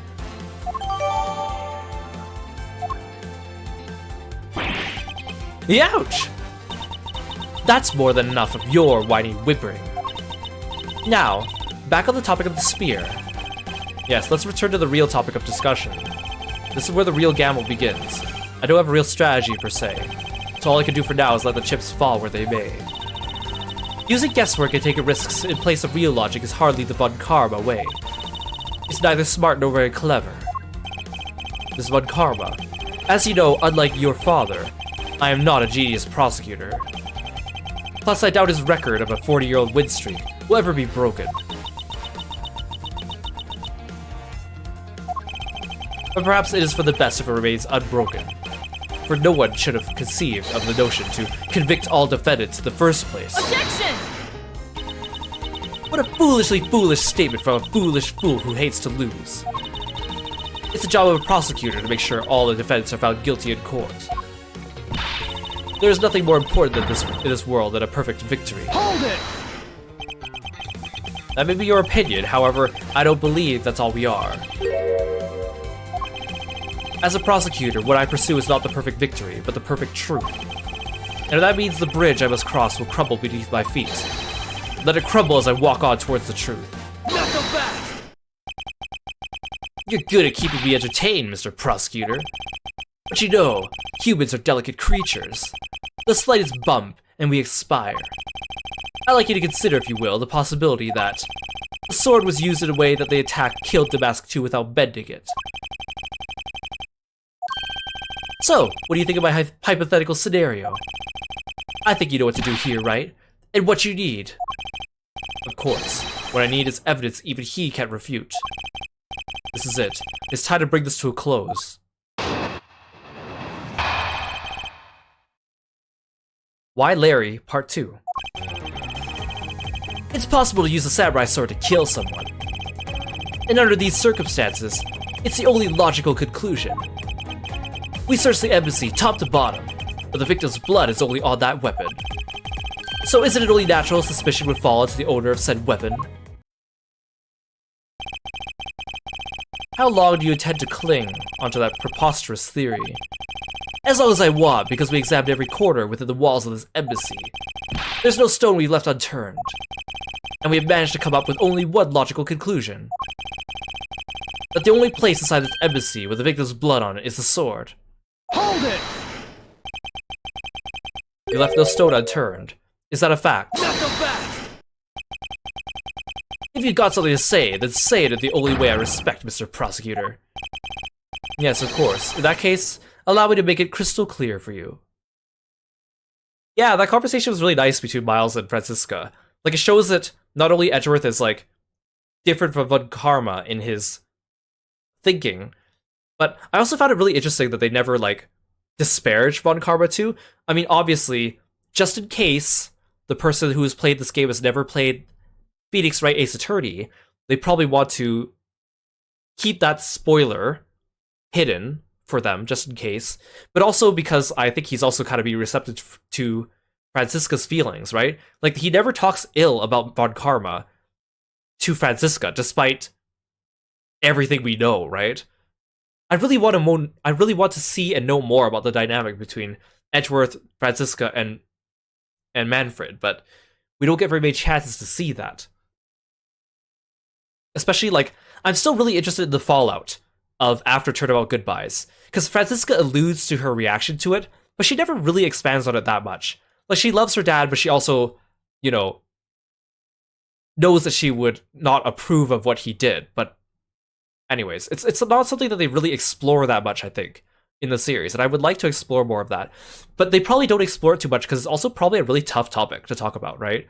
A tough topic that probably doesn't have a real conclusion that feels good, right?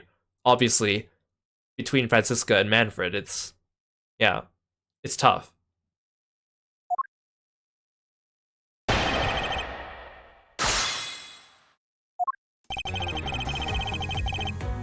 It's possible to use a samurai sword to kill someone. Hold it! May I inquire as to how you're able to make such a claim, Agent Lang? Lang Zi says, capable of miracles beyond comprehension. A mysterious creature is man. Rather than man, it's Agent Lang's quotes that are getting increasingly incomprehensible. The human body is a mysterious thing. Even with a toy-like sword, it's easy to kill a man if you hit just the right spot. Which is why I think it's possible to kill with this thing without leaving a dent. Hold it! We can only be sure one way or the other by seeing if the wound matches the sword. Huh, I know that. But as long as it's a possibility, I can proclaim it as much as I'd like. And under these circumstances, it's the only logical conclusion. Hold it! You must know your conclusion is wrong. Given the circumstance I'm in, the only people I can trust are my subordinates. Because they're a much more trustworthy bunch than you prosecutors ever will be. Hold it! And you call yourself a professional. Knuckle back! You still don't see, do you, Mr. Prosecutor? You have to earn my trust. And the only way to do that is to show me proof of another possible murder weapon. Another possible weapon.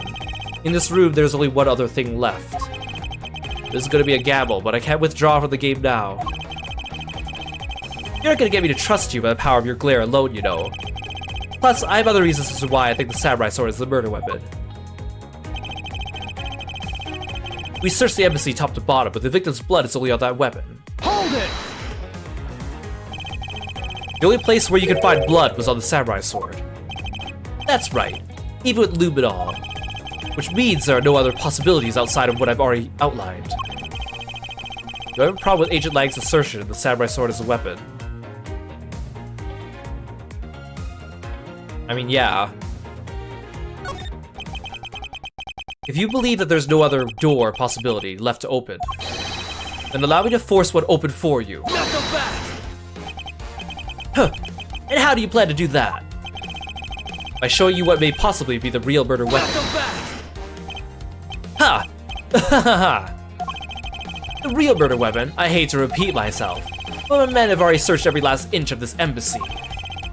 And they've concluded nothing else could have been used as a weapon. Knowing these facts, do you still want to press forward with your little hypothesis? Of course. Because it's not possible that your men inspected everything in their investigation. Knuckle back! What are you talking about? I don't appreciate mind games, and I don't appreciate when people like you slander my men. Hold it! I'm not slandering them, I assure you. I'm merely pointing out that their investigation, Dragnet, has a few holes in it. Namely, that there's something your men couldn't even lay a finger on. And that item is the real murder weapon. Alright then, I'll play along for now. The real weapon that killed Damascus II. What exactly is it? The real murder weapon, which not a single person has yet to touch, is this.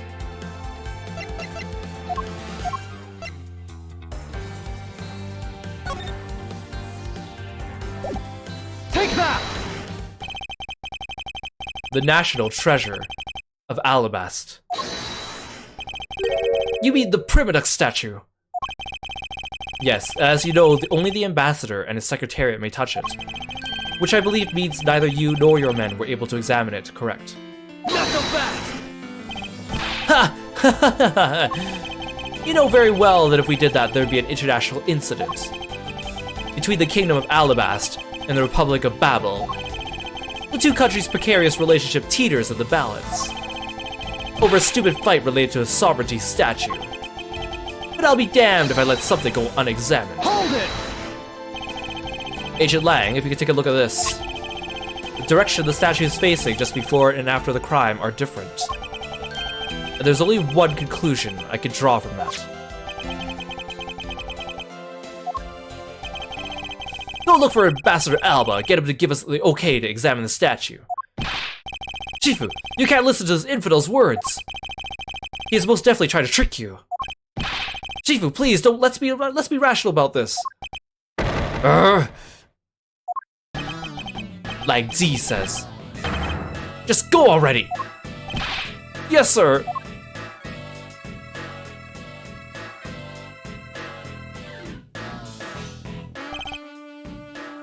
Shifu. Yeah. I'm really sorry, sir, but I was unable to convince the ambassador.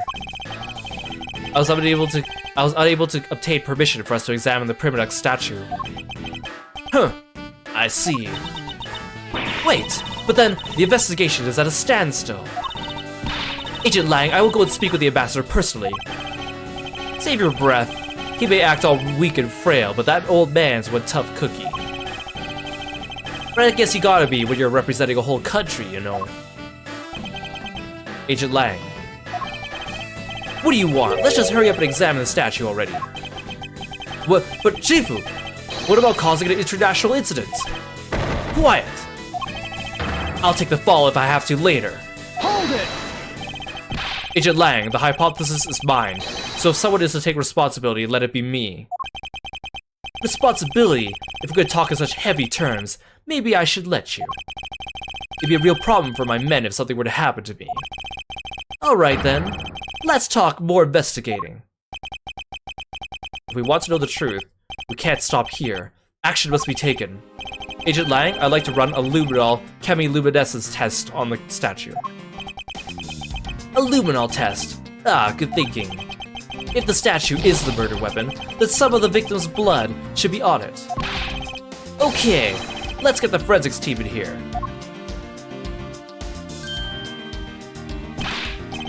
Huh, looks like you hit the jackpot, Mr. Prosecutor. I guess this means this is the real murder weapon that killed Damask II. Indeed. But I wouldn't celebrate yet if I were you. This doesn't let your friend off the hook. It doesn't prove he didn't kill Damask II, so the charge remains. We are hardly done examining the statue, Agent Lang. Knowing it is the real murder weapon, I believe further examination is required. Huh, you think so? Okay then, knock yourself out.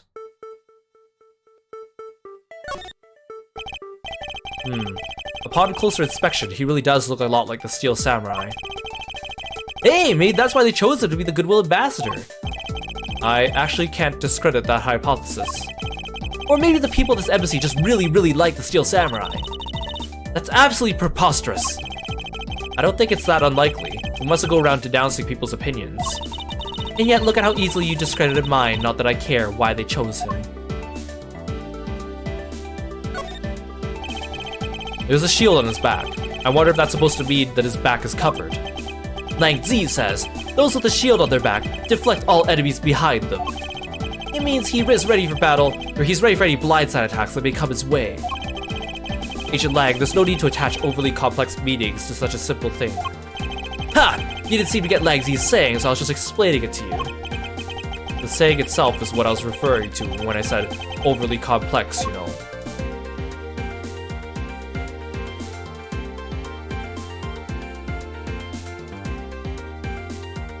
So did they have to like lift the statue up so Edgeworth could like put his head underneath it and look at it? Ugh. Gumshoe, have you been eating your Swiss rolls here again? And what do we have here? This dirty smudge. It looks like a handprint. What's a definitive piece of evidence like you doing under here? Looks like we've got some fingerprints to analyze. Ugh. Worst case scenario, these prints belong to Larry. It looks like it's too late for me to do anything about that now. Hey, forensics guy! I want results on these fingerprints ASAP, you hear me? Dang, this forensics guy's fast. Oh, actually, now that I look at it, the statue's actually not that tall. I thought it was a lot bigger and we were just seeing it from a distance, but it's actually not that big. Agent Lang, I have the analysis results, sir. Good, and... Sir, about the prints we lifted from the bottom of the statue. Well, you know the victim of the murder in the Ablaze embassy? The prints belong to him. to Mr. Matty Kochin, sir. But that's... What's going on around here? No, that's... impossible. Each Primadux statue can only be handled by someone of that country. By the very fact Mr. Kochin's fingerprints are on this one, it leads me to only one conclusion. This statue is actually Babel's Primadux statue. Impossible! It can't be!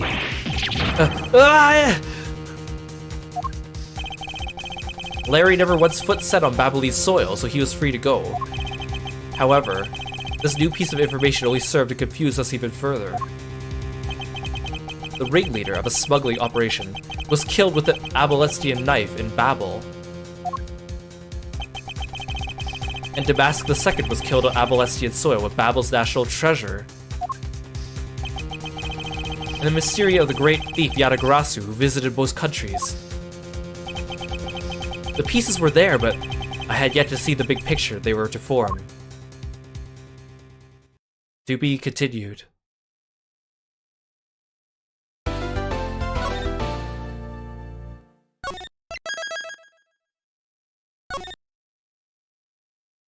Pretty intense, huh? That was a lot of reading. My voice is sore. Especially doing characters like Old Bag and Bad and Lang. But it was fun. Now, we're actually only about 1/3 of the way through this case. That's how long this case is. I was trying to see if I could reach... If I reached the 1/3 mark earlier today, then I probably would have kept going until we get to the halfway point. I think the halfway point is a little bit too far out from here to keep going. So we will go with my original plan, and we'll do this case in 3 streams instead of 2 streams. And that way it will be evenly distributed. 1/3, 1/3, 1/3. But I think that's actually a really good place to leave off. We've been introduced to both the crime scenes. We've been introduced to pretty much all the major characters involved. And we also kind of saw 2 suspects, Kay and Larry, and then also kind of proved that it wasn't them. So a lot of stuff has happened, but yet there's still so many mysteries that we don't know about. So thank you so much for joining me on stream, everyone. I hope you guys had a good time. I hope you guys, again, if you're enjoying this for the first time, or if you are reliving it again, hope it was fun. Let's have a look at Twitch and see who is streaming.